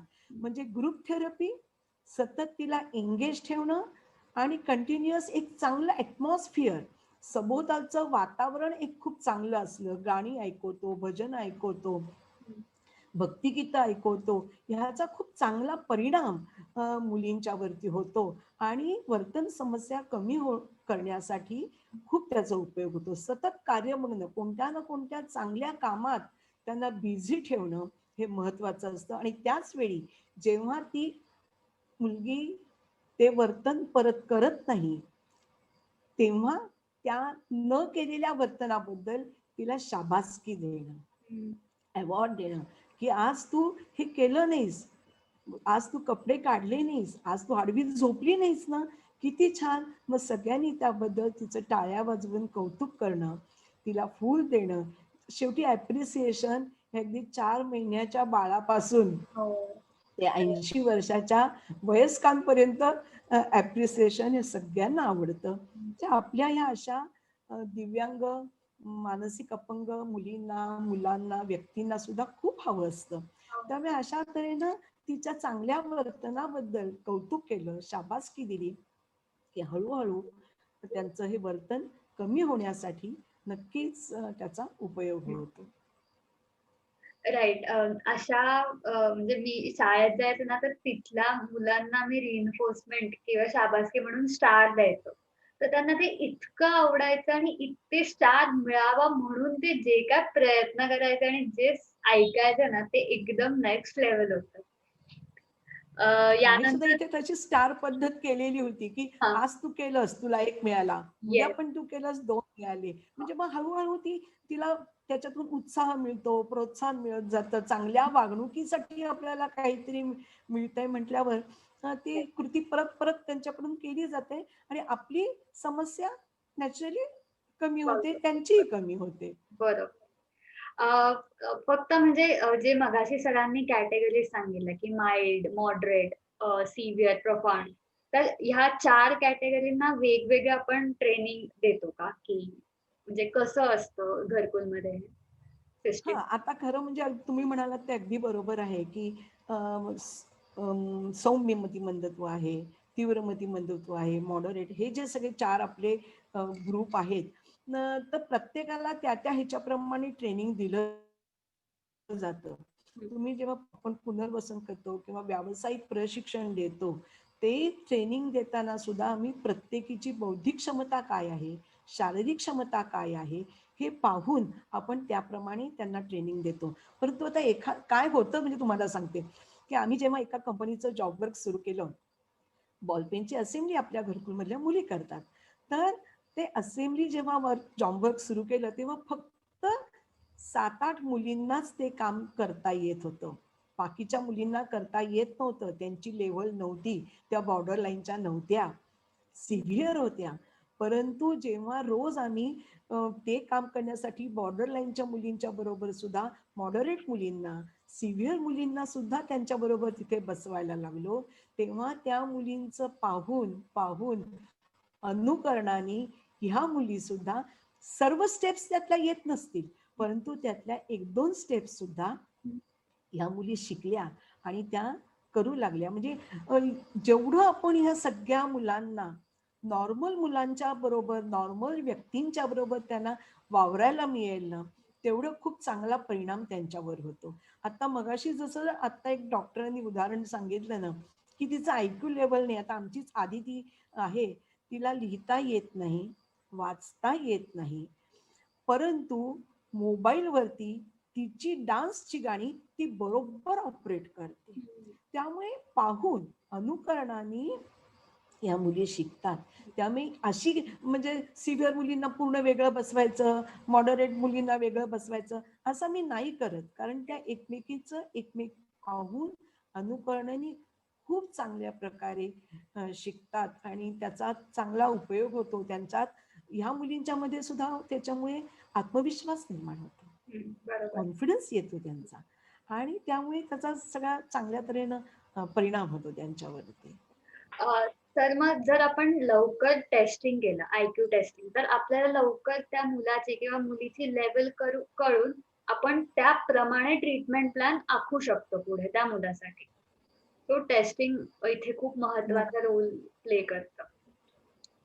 ऍप्टिट्यूड टेस्ट आपल्याला करता येते, आणि आता सुद्धा घरकुलमध्ये आल्यानंतर आम्ही मुलींची एक ऍप्टिट्यूड टेस्ट घेतो. म्हणजे आणखी हिला कोणत्या कोणत्या प्रकारची कौशल्य किंवा स्किल्स करता येणार आहेत, किंवा कोणती तिची स्किल्स आपण डेव्हलप करू शकणार आहोत, त्या तऱ्हेनं घेऊन आपले सगळे ट्रायल एरर अशा तऱ्हेनं आपण करत असतो, आणि त्याप्रमाणे आपण त्यांना ट्रेनिंग नक्कीच देतो आपण त्यांना. तसं इथे एक पॉइंट ऍड करू मी प्लीज. हो हो हो. हो, जरूर.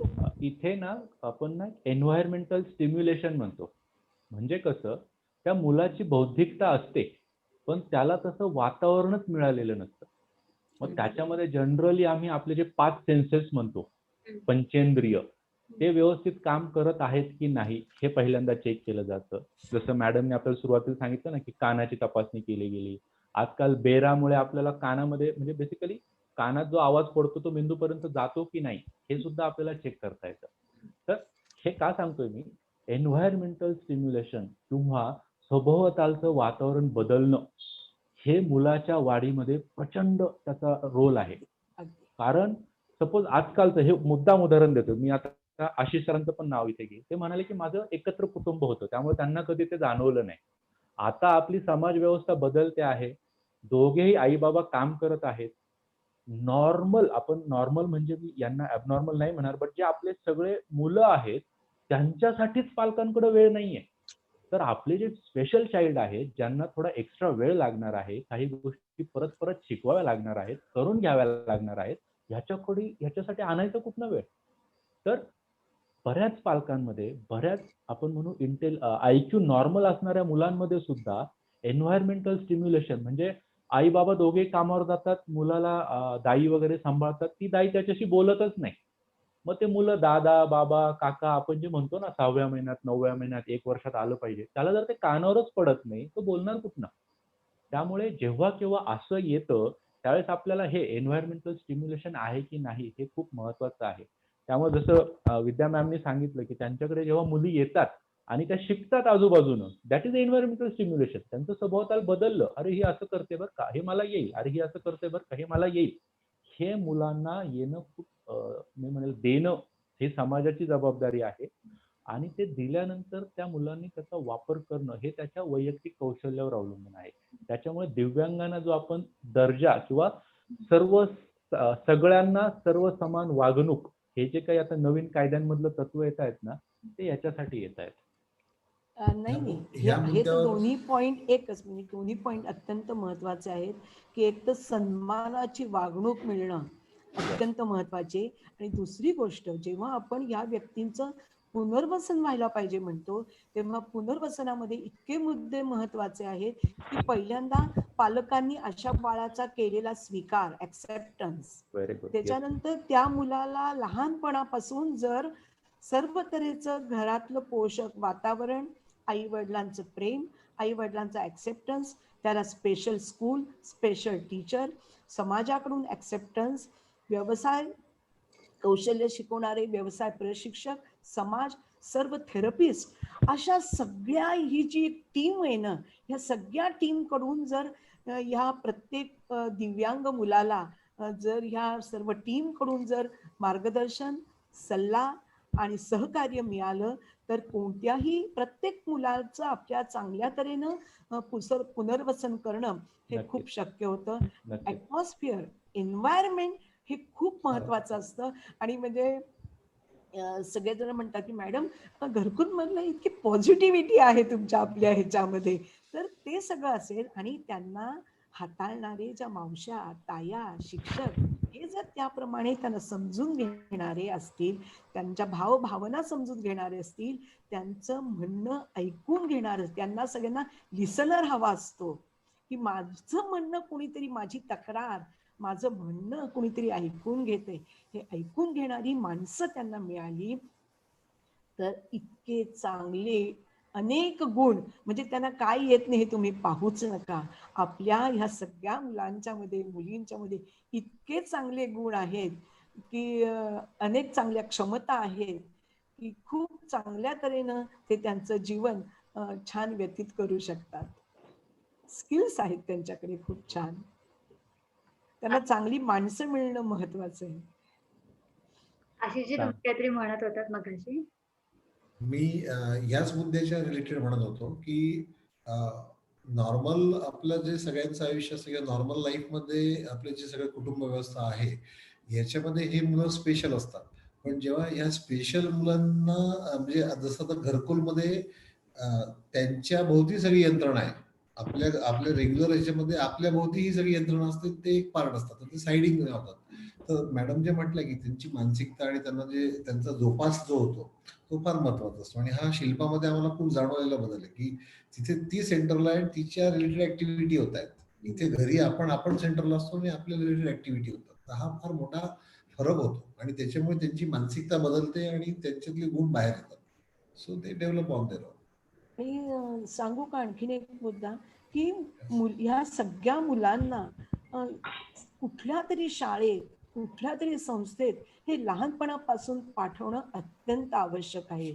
म्हणजे तिथे त्यांना शिस्त लागते, संस्कार होतात, वळण लागतं आणि त्यांना काहीतरी एक रुटीन, दिनक्रम मिळतो.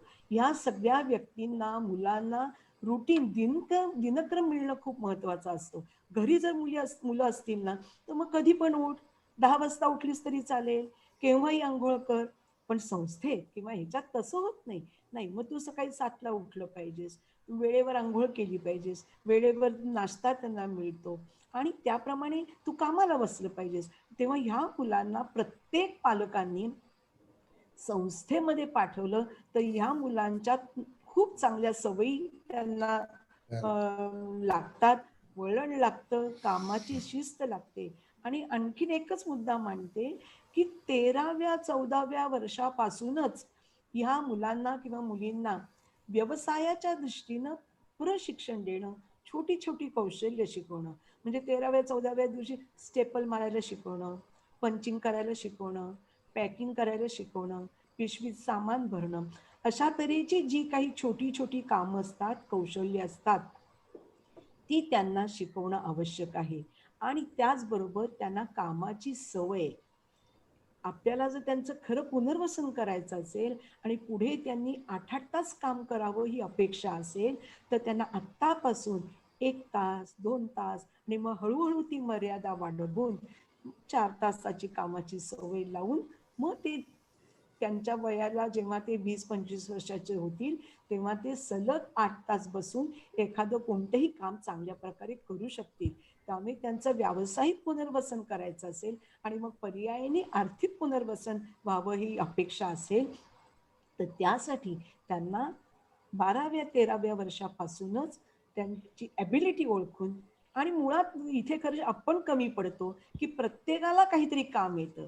तेव्हा आपली विद्यार्थिनी, आपलं मूल कोणत्या क्षमतेचं आहे आणि ते कोणतं काम करू शकणार आहे, हे शिक्षकांनी, पालकांनी ओळखून त्याप्रमाणे त्यांना ते काम पुरवणं, त्या कामाची संधी देणं, त्यांना प्रत्येक गोष्ट शिकण्याची संधी देणं, हे माझ्या मते अत्यंत आवश्यक आहे. आणि तो सगळ्यांचा, प्रत्येकाचा अधिकार आहे की प्रत्येकाला शिकण्याची संधी मिळणं आणि काम करण्याची संधी आणि अनुभव मिळणं हे माझ्या मते खूप महत्वाचं आहे. जसं तात्यासाहेब म्हणतात की प्रत्येक कळीला अधिकार आहे फूल म्हणून फुलण्याचा, आणि त्या तऱ्हेनं आपल्या प्रत्येक ह्या दिव्यांग व्यक्तीला शिकण्याचा, अनुभवण्याचा, काम करण्याचा, त्यातला आनंद आणि ती संधी ह्या आपल्या प्रत्येक व्यक्तीला मिळणं खूप आवश्यक आहे. मग ते सुद्धा मिळालेल्या संधीचं सोनं करून दाखवतात. अगदी खरं आहे. एकदम छान मॅम, एकदम सुंदर बोललात. अंजली मॅम, मला तुम्हाला एक असं विचारायचं की आता तुमचा छोटा मुलगा आपल्या बरोबर या जगात नाहीये, तर जेव्हा असं म्हणजे ती घटना घडली तेव्हा तुम्ही स्वतःला आणि कुटुंबाला कसं सावरलं? कारण मी शाळेत असे काही पालक होते की त्यांनी पूर्ण त्यांचं आयुष्य त्या मुलांची काळजी घेण्यात आणि पूर्ण त्यांच्या अराउंड घालवलं, आणि जेव्हा ती व्यक्ती अचानक जाते तेव्हा तो धक्का आणि त्यातनं बाहेर येणं त्यांच्यासाठी खूप अवघड झालेलं. तर तुम्ही प्लीज आम्हाला सांगाल का की तुम्ही कसं मूव्ह ऑन केलं आणि कोणत्या गोष्टींची तुम्हाला जास्त मदत झाली या प्रसंगातून जाताना? ऍक्च्युली सौरभ म्हणजे माझा जो धाकटा मुलगा आहे, मोठा समीर आणि धाकटा, तर समीर अगदी शांत मुलगा होता. आणि म्हणजे मी अशी नेहमी तेव्हा डायलॉग मारायचे की असे 10 समीर मी सांभाळेल पण एक सौरभ नाही सांभाळू शकत, असं म्हणजे इतका तो हायपर होता. फडके मॅडमला चांगलं माहितीये, आम्ही बरेच प्रयोग केले, काही आमचे अयशस्वी झाले, म्हणजे चांगलं करायला गेलो पण ते होतं म्हणजे असं. तर तो इतका मला अटॅच होता, म्हणजे जवळजवळ 33 वर्षाचा तो असताना गेला, तर 30 वर्ष जवळजवळ कंटिन्युअस, म्हणजे सकाळी उठल्यापासून झोपेपर्यंत, इव्हन रात्रभर सुद्धा त्याला कंटिन्युअस आईचा हात, बाबांचा हात किंवा आम्ही असायचो, म्हणजे रात्र जागायचो. एवढं त्याने आमचं पूर्ण आयुष्य व्यापून टाकलं होतं. पण त्याचं काय झालं, त्याचा हायपर ऍक्टिव्हनेस कमी होण्यासाठी आम्ही काही त्याला औषधं वगैरे द्यायचो, कारण नंतर काही पर्याय नसायचा की रात्री तो झोपणार नाही, म्हणजे पर्यायी आम्हाला दुसऱ्या दिवशी कामावर असायचं वगैरे. म्हणून आम्ही डॉक्टरांच्या सल्ल्याने किंवा शाळेतले आपले सगळे डॉक्टरांचे व्हिजिट असायच्या, ते करून आम्ही त्याला ते औषधं वगैरे द्यायचो. पण नंतर काय झालं की त्याला जेव्हा ते म्हणजे कार्डियाक अरेस्टने गेला तो ऍक्च्युली, म्हणजे आणि गेल्यानंतर तुम्हाला सांगते की माझे मिस्टर तसे खूप कायम डिप्रेस असायचे की कसं 2-2 मुलांची काळजी. मला कसं झालं की आई म्हणून मला, म्हणजे इतकी मी बिझी असायची की आज याला काय करायचंय, आज याच्यासाठी काय करायचं, उद्या याला काय शाळेत सोडायचंय, मीटिंग अटेंड करायची, बँक करायची, आल्यावर असं, म्हणजे मी माझ्या याच्यात इतकी बिझी होते की मला रडायला वेळ नव्हता किंवा असं. तसं त्यांना नाही, त्यांना भविष्याची काळजी असायची की माझ्या मनात फायनान्शियली जरी आपण समजून केलं तरी इमोशनली या मुलांना आम्ही इतके अटॅच होते, यांना नंतर कोण पाहणार, असं back of the mind continuous आम्ही त्या विचारात असायचो.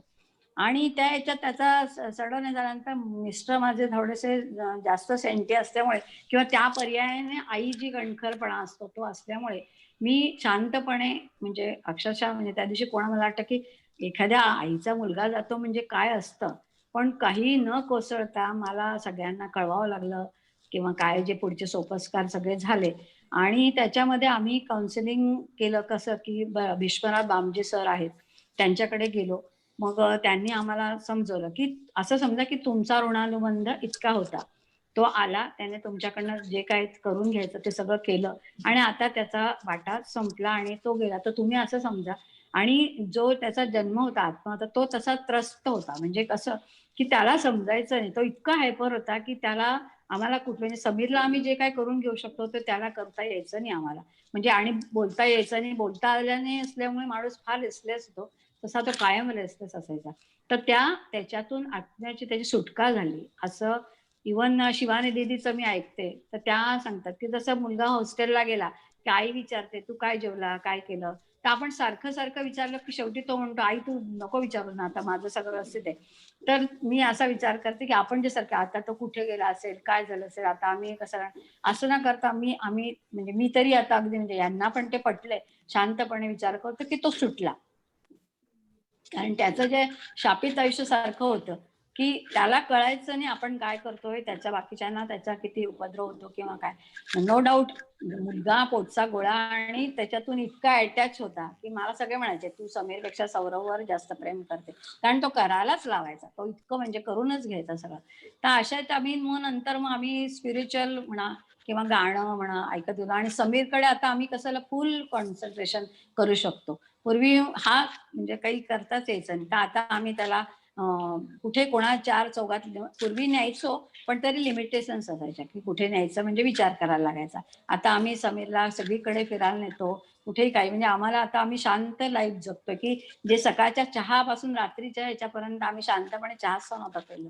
तर आता ते म्हणजे इव्हन आम्ही घरात त्याचा कुठला फोटो ठेवला नाही, मुद्दाम असं केलं नाही. पूर्वी हे तर माझे विषयही काढू द्यायचे नाही की त्यांना डोळ्यात अश्रू यायचे वगैरे. आता आम्ही त्याच्या विषयावरनं हसून बोलतो की आज हा असता तर याने असं केलं असतं, आज याने मला असा त्रास दिला असता की असं म्हणजे आम्ही त्याच्यावर हे करतो. इव्हन समीर सुद्धा त्याला इतका अटॅच होता, पण मग समीरला पण आधी त्याची म्हणजे त्याची प्लेट सुद्धा तो कधी घ्यायचा नाही, त्याच्या जागेवर झोपायचा नाही, त्याचं काहीच करायचं नाही. आता त्याला आम्ही सांगतो की हे समीर सौरभचं आहे, तू पण वापर वगैरे. तर म्हणजे तुम्हाला सांगते की हे मला सुद्धा खूप आश्चर्यकारक आहे की म्हणजे आपल्यामध्ये एवढी ताकद असू शकते की ज्या माणसाच्या आपण मुलाशी एक कंटिन्युअस हे होतो अटॅच, त्याच्यापासून आपण म्हणजे काळं औषध असतं तसंच झालं की त्यामुळे मोहन केलंय. Yes. मी सगळ्यांना सांगेन की ठीक म्हणजे आपण मुलांसाठी अगदी पूर्ण आयुष्य त्याच्यासाठी केलं सगळं ठीक आहे, पण शेवटी आपल्या हातात काहीच नसतं म्हणजे. खरं खरं. सो काळ आणि ऍक्सेप्टन्स या दोन गोष्टी खूप महत्वाच्या आहेत. जेव्हा तुम्हाला ऍक्सेप्ट झालं की ओके असा आहे, तो गेलाय आणि जसं तुम्ही म्हटले की तो सुटलाय. सो हे जेव्हा ऍक्सेप्ट झालं तेव्हा ते तुम्हाला सोपं गेलं पुढे मूव्ह ऑन व्हायला. ओके. सो फडके मॅम मला तुम्हाला असं विचारायचं की आपलं जे गव्हर्नमेंट आहे ते अशा मुलांसाठी किंवा अशा पालकांसाठी वेगवेगळ्या स्कीम्स काढतात. तर त्याबद्दल तुम्ही काय सांगाल की त्याचा फायदा कसा करून घ्यायला पाहिजे पालकांनी? खरं तर दिव्यांग मुलांसाठी किंवा व्यक्तींसाठी सरकारनं खूप काही करणं अपेक्षित आहे. अर्थात आपल्या भारतात तेवढ्या सोयी नाहीयेत. परदेशामध्ये मात्र ह्या मुलांच्यासाठी, व्यक्तींच्यासाठी खूप चांगल्या सोयी सुविधा उपलब्ध आहेत. तिकडे अशा तऱ्हेचं बाळ जन्माला आलं, तर तेव्हापासून ते जिथे असेल ते स्टेट त्या बाळाची किंवा व्यक्तीची जबाबदारी घेतं. पण ठीक आहे, हरकत नाही. फक्त तिकडे जी एक सन्मानाची वागणूक सगळ्यांना मिळते, ती आपल्या भारतामध्ये तेवढी मिळत नाही. तर ती मात्र म्हणजे त्यांची कीव किंवा सहानुभूती न दाखवता ते स्वाभिमानाने कसं जगतील हे मात्र आपण पाहिलं पाहिजे. आपल्याकडे सुद्धा सरकारने काही केलेल्या सोयी सुविधा आहेत. त्या मुख्यतः म्हणजे अशा आहेत की एक मात्र सगळ्यांनी पहिल्यांदा केलं पाहिजे की अपंगत्वाचं सर्टिफिकेट घेणं हे खूप आवश्यक आहे. तेव्हा सगळ्या पालकांनी बऱ्याच पालकांनी आता आपल्याकडे सुद्धा मुली येतात ना 30-35 वर्षाच्या आहेत पण सर्टिफिकेट घेतलेलं नाहीये. तर हँडिकॅपचं जे सर्टिफिकेट असतं ते प्रत्येकाने घेणं आवश्यक आहे. त्याचबरोबर सरकारतर्फे ह्या पालकांना इन्कम टॅक्समध्ये सवलत आहे. तर त्या सवलतीचा फायदा पालक घेऊ शकतात. त्याचबरोबर प्रोफेशनल टॅक्स म्हणजे व्यवसाय कर जो असतो त्या व्यवसाय करामध्ये सुद्धा या अशा पालकांना सवलत आहे. त्याचबरोबर रेल्वे भाड्यामध्ये कन्सेशन आहे.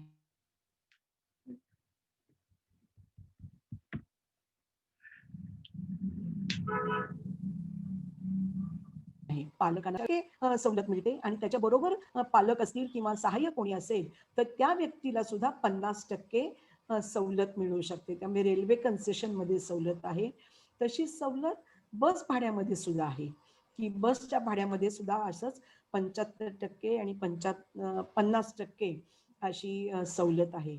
आणखी दुसरी एक महत्वाची आहे सोय म्हणजे अशी की जर आई वडिलांना पेन्शन असेल तर ते पेन्शन आई वडिलांच्या नंतर ह्या हँडिकॅप मुलाला मिळू शकतं. बऱ्याच जणांना हे माहिती नाहीये, परंतु हे लक्षात ठेवा की आई वडील जर सरकारी कुठल्या खात्यामध्ये असतील आणि त्यांना पेन्शन असेल तर त्या पेन्शन मध्ये तुम्ही आधीच या तुमच्या दिव्यांग मुलाचं किंवा मुलीचं नाव नोंदवणं आणि त्या तऱ्हेनं त्याची त्यात नोंद असणं हे खूप आवश्यक आहे. आणि तशी नोंद केली तर तुमच्या दोघांच्याही नंतर ते पेन्शन ह्या दिव्यांग मुलाला मिळेल. म्हणजे निदान तुम्हाला त्याच्यानंतरच्या आर्थिक खर्चाची तरी काही जबाबदारी किंवा काळजी राहणार नाही. त्याचनंतर दुसरी आणखीन एक सोय अशी आहे की जर पालक कुठे सरकारी नोकरीत असतील आणि जर त्यांचा ट्रान्सफरेबल जॉब असेल आणि तिथे जर अशा मुलांच्यासाठी शाळा किंवा अशी काही सोय नसेल तर तुम्ही त्या तऱ्हेनं गव्हर्नमेंटला सांगू शकता की बुवा ह्या ठिकाणी माझा मुलगा असा असा हँडिकॅप आहे आणि त्या गावामध्ये किंवा त्या शहरामध्ये अशा तऱ्हेची अपंग मुलांना मी घालू शकेन अशी शाळा नाहीये, तर जिथे शाळा असेल तिथे तुम्ही माझी बदली केली तर चालू शकेल. तर अशा तऱ्हेची सोय किंवा सुविधा सुद्धा एक गव्हर्नमेंट ऐकून घेतं आणि त्याप्रमाणे बदलीसाठी आपल्याला हे करता येतं. त्यानंतर एक अपंग वित्त महामंडळ आहे. तर ज्यांची कुणाची मोठी मुलं असतील किंवा मुली असतील आणि त्यांना जर एखादा छोटासा व्यवसाय मुलाला सुरू करून द्यायचा असेल आणि त्याच्याबरोबर आपण करायचा असं असेल तर अपंग महावित्त मंडळातर्फे त्याच्या टक्केवारीच्या प्रमाणात त्यांना कर्ज मिळू शकतं, लोन मिळू शकतं. तर ही सुद्धा सोय एक अपंग वित्त महामंडळातर्फे आहे. नंतर आता आणखीन एक युनिक कार्ड म्हणून एक आहे की जे आपल्याला सोशल वेलफेअर तर्फे म्हणजे सिव्हिल सर्जन आणि नंतर समाज कल्याणच्या माध्यमातून हे युनिक कार्ड मिळतं आणि ते जर कार्ड ह्या प्रत्येक हँडिकॅप व्यक्तीकडे असेल आणि ते प्रत्येकाने घ्यावं ते असेल तर तुम्हाला इतर ठिकाणी ह्या ज्या काही सोयी सुविधा आहेत त्या उपलब्ध होणं किंवा ते मिळणं अतिशय सोयीचं होतं. आणखीन एक दुसरं असं आहे की मेंटली रिटार्डेड, मेंटली चॅलेंज किंवा यांनी कायदेशीर पालकत्व घेणं हे खूप आवश्यक आहे. कायदेशीर पालकत्व जर घेतलं तर तेही आणि खरं तर प्रत्येक पालकांनी ते घेणं आवश्यक आहे आणि ते घ्यायला पाहिजे. त्याचबरोबर दुसरी आहे निरामय योजना म्हणून केंद्र सरकार आणि नॅशनल ट्रस्ट यांच्यातर्फे एक निरामय योजना आहे की आपली जशी मेडिक्लेमची पॉलिसी असते ना तशासारखी आहे. नाही तर मेंटली चॅलेंज मुलांना तर कुठल्याच मेडिक्लेम मध्ये सहभागी होता येत नाही किंवा काढता येत नाही, परंतु ही निरामय योजना जर त्यांनी घेतली केली तर दरवर्षी 500 रुपये त्याच्यात भरायचे असतात SBI मध्ये आणि दर वर्षासाठी 1 लाख रुपयाचा त्यांना बेनिफिट मिळतो. तर ही निरामय योजना सुद्धा पालकांनी घ्यावी, विचार करण्यासारखी आहे. आणखीन दुसरी अगदी काही ठिकाणीच ती सोय उपलब्ध आहे पण आपल्या नाशिकमध्ये आहे. नाशिक महानगरपालिकेतर्फे एक पेन्शन योजना आहे. म्हणजे आई वडिलांना जर दुसरं कुठलं पेन्शन मिळत असेल तर त्यांच्या मुलांना ही पेन्शन योजना घेता येणार नाही, परंतु ज्यांच्या आई वडिलांना पेन्शन नाहीये, कोणत्याही तऱ्हेचं सरकारचं किंवा इतर कोणत्याही याचं पेन्शन नाहीये, अशा मुलांना आणि ज्यांचे जे नाशिकचे रहिवासी आहेत, नाशिकचा त्यांच्याकडे रहिवासी असल्याचा दाखला आहे, तर अशा मुलांना मुलींना नाशिकमध्ये नाशिक महानगरपालिकेतर्फे दर महिना 2000 रुपये असं पेन्शन मिळू शकतं. ते सगळ्या महानगरपालिकेने अजून सुरू केलेलं नाहीये, पण आपल्या नाशिक महानगरपालिकेतर्फे आहे. आणि पुणे महानगरपालिका, पिंपरी चिंचवड महानगरपालिका अशा ठराविक मोजक्याच महानगरपालिकांतर्फे ही सोय आहे. परंतु नाशिक ज्यांना ज्याची गरज असेल त्यांनी जरूर, आणि दुसरं पेन्शन नसेल तर मात्र त्याची जरूर त्यांनी ती पेन्शन योजना जी आहे ती त्याचा विचार करावा आणि त्याची सुविधा प्राप्त घ्यावी. अशा तऱ्हेनं थोडेसे हे सरकारतर्फे आहे. आणि खरं आणखीनही त्याच्यात आणखीन एक आहे की मेंटली रिटार्डेड, कर्णबधीर यांच्या टक्केवारीप्रमाणे आहे की नोकरीमध्ये सुद्धा त्यांना संधी मिळण्याची शक्यता आहे.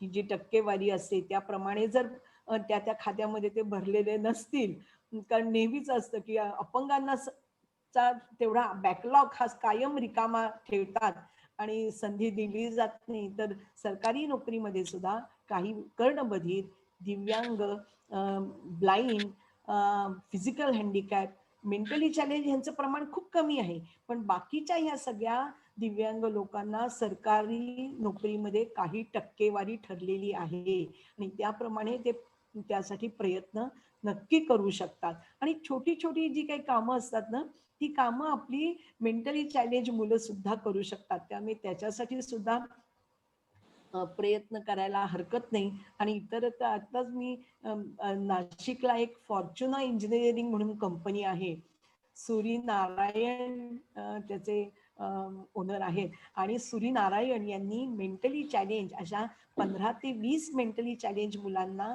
सूर्यनारायण यांनी त्यांच्या कंपनीमध्ये जॉब दिलाय आणि रेग्युलर स्केल प्रमाणे ते त्यांना पगार देतात. त्यामुळे पालकांनी प्रयत्न करणं, संयम ठेवणं, पेशन्स करणं, जिद्दीनं त्याच्यासाठी काम करणं, मेहनत घेणं आणि ह्या गोष्टी खूप आवश्यक आहेत. असं केलं ना तर आपल्या ह्या दिव्यांग मुलांना सुद्धा खूप चांगल्या प्रकारे जॉब मिळणं, नोकरी मिळणं, नोकरीची संधी मिळणं हे शक्य आहे. पण त्याच्यासाठी पालक, शिक्षक या सगळ्यांचा समन्वय असणं, हातात हात घालून सगळ्यांनी काम करणं खूप आवश्यक आहे. अगदी छोट्या छोट्या कामासाठी लोकांना मदत. एक मी छोटंसं उदाहरण देते. आमचा एक वैभव मुलगा होता आणि आपलं कॉलेज रोडला डॉक्टर पाटील यांचं क्लिनिक आहे, हॉस्पिटल आहे. तर त्यांनी एक दिवस मी त्यांना विनंती केली की आमच्या एखाद्या विद्यार्थ्याला डॉक्टर आपण काहीतरी काम द्या ना. तर ते म्हणाले चालेल. आणि त्यांनी त्याला काम काय दिलं, तर बाहेर पेशंट येतात तर कोणत्याही पेशंटला हॉस्पिटलमध्ये आत चप्पल किंवा बूट घालून आत येऊ दे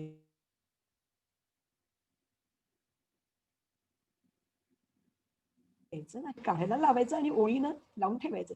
हा नाहीतर म्हणाले रोज नुसता तिथे गराडा पडलेला असतो, त्या ह्याचा कुणाला सापडत नाही आणि गोंधळ असतो. आणि आमच्या वैभवला आम्ही तिथे नेमलं. वैभवनी कामाला सुरुवात केली आणि मग आपली मुलं पक्की असतात ना, तो डॉक्टरांना सुद्धा चप्पल आणि बूट घालून आत जाऊ द्यायचा नाही. त्यांना सुद्धा तो बाहेर चप्पल आणि बूट काढायला लावायचा, डॉक्टरांना यात पाठवायचा नाही. आणि डॉक्टरांचा मला महिन्याभराने फोन आला, मॅडम तुमचा वैभव माझ्याकडे यायला लागल्यापासून माझं हॉस्पिटल स्वच्छ राहायला लागलं. हा खूप चांगला रिमार्क त्यांचा होता. आणि त्यांनी त्याला छानपैकी 2000 रुपये पगार सॅलरी सुरू केली. आणि आज गेली 8 वर्ष 10 वर्ष झाली वैभव तिथे नित्य नेमाने हे एवढं काम करतोय. त्यामुळे छोटे छोटे असे आपल्या मुलांच्या क्षमतेनुसार जॉब शोधणं शक्य आहे आपल्याला. कुणाकडे तरी शब्द टाकून त्याप्रमाणे त्याला तसं ट्रेनिंग देऊन अनेक तऱ्हेने या मुलांचं पुनर्वसन शक्य आहे. आणि त्यातून त्यांनाही खूप आनंद मिळतो, समाधान मिळतं. आणि मी पण काहीतरी करून दाखवलं, हा त्यांचा कॉन्फिडन्स खूप चांगल्या प्रकारे जोपासला जातो. बरोबर एकदम. परत आपण त्या मुद्द्याकडे येतो की मुलाची क्षमता बघून आपण त्यांना ट्रेनिंग द्यायला पाहिजे आणि परत क्षमतेसाठी आपण टेस्टिंगकडे येतो की टेस्टिंगद्वारे आपल्याला ती क्षमता समजण्यास मदत होईल. आता आपण हळूहळू शेवटाकडे येतोय आणि मला एक खूप महत्त्वाचा प्रश्न आशिषजी आणि अंजलीजी यांना विचारायचा आहे की बहिणीची आणि मुलांची काळजी घेताना तुम्ही स्वतःचं स्वास्थ्य हे सकारात्मक ठेवण्यासाठी काय प्रयत्न करतात? कारण हा खूप म्हणजे कधी-कधी खूप स्ट्रेसफुल जॉब असू शकतो, की इंटेलेक्चुअली डिसेबल मुलाची किंवा मुलीची काळजी घेणं. सो अशा परिस्थितीत तुम्ही स्वतःला पॉझिटिव्ह कसं ठेवता?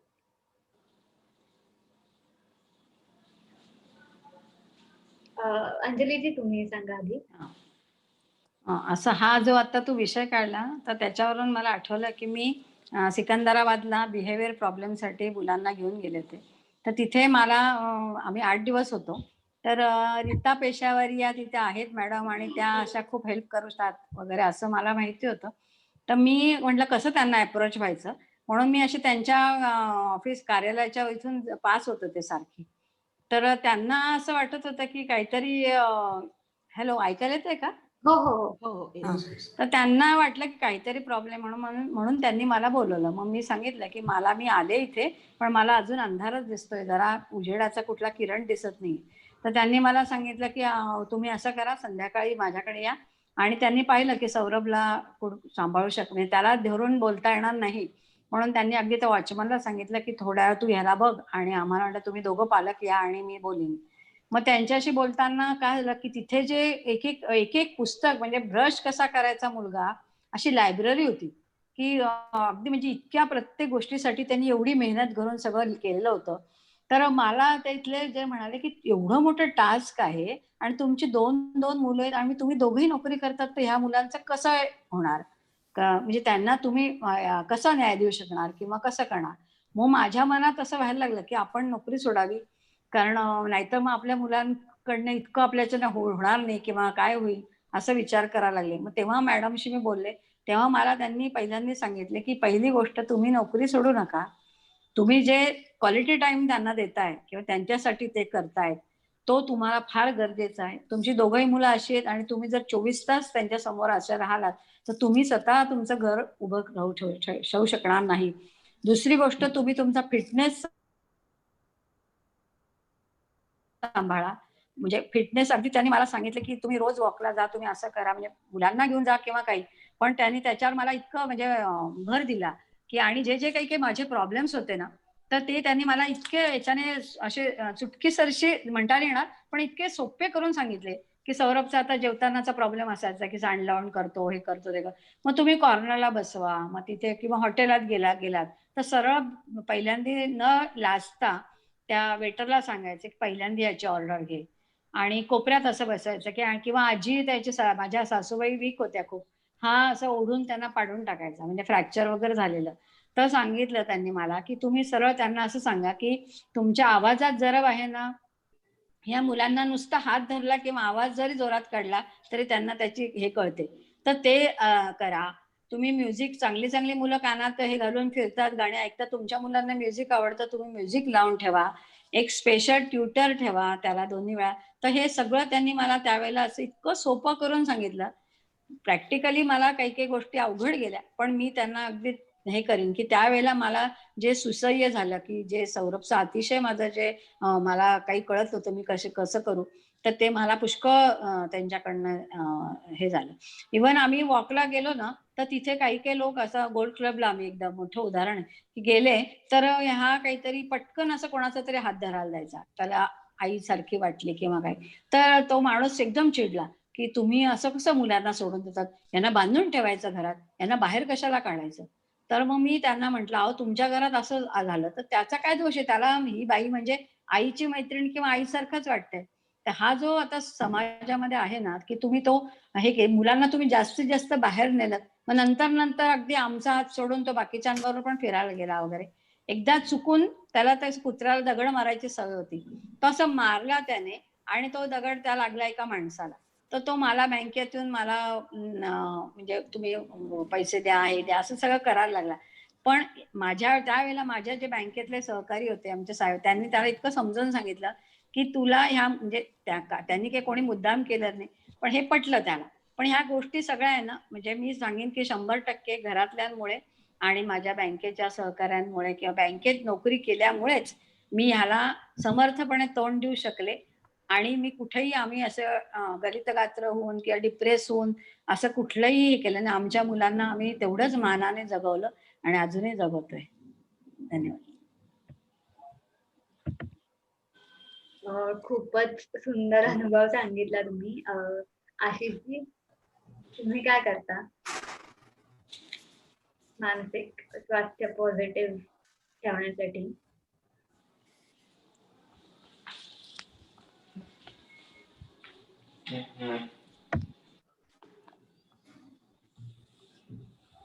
सर,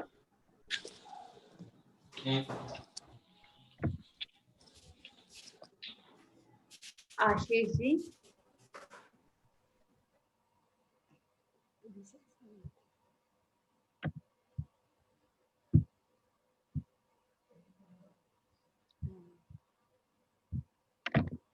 आशिषजी तुम्ही आहात तिकडे?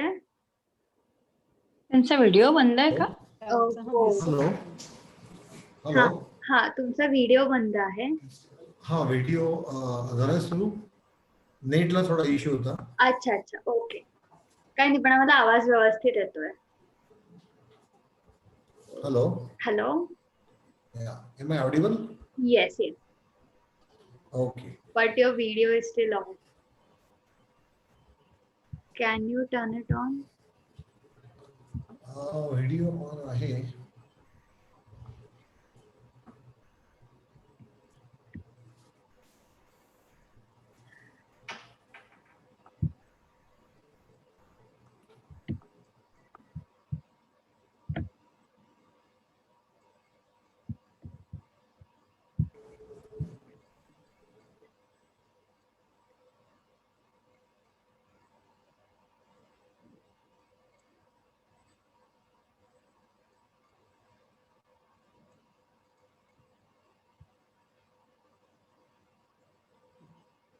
Hello.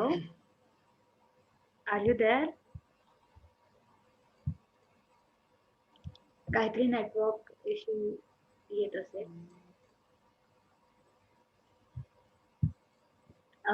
ठीक आहे, नेटवर्क प्रॉब्लेममुळे आपल्याला त्यांच्याशी कनेक्ट नाही होता ते.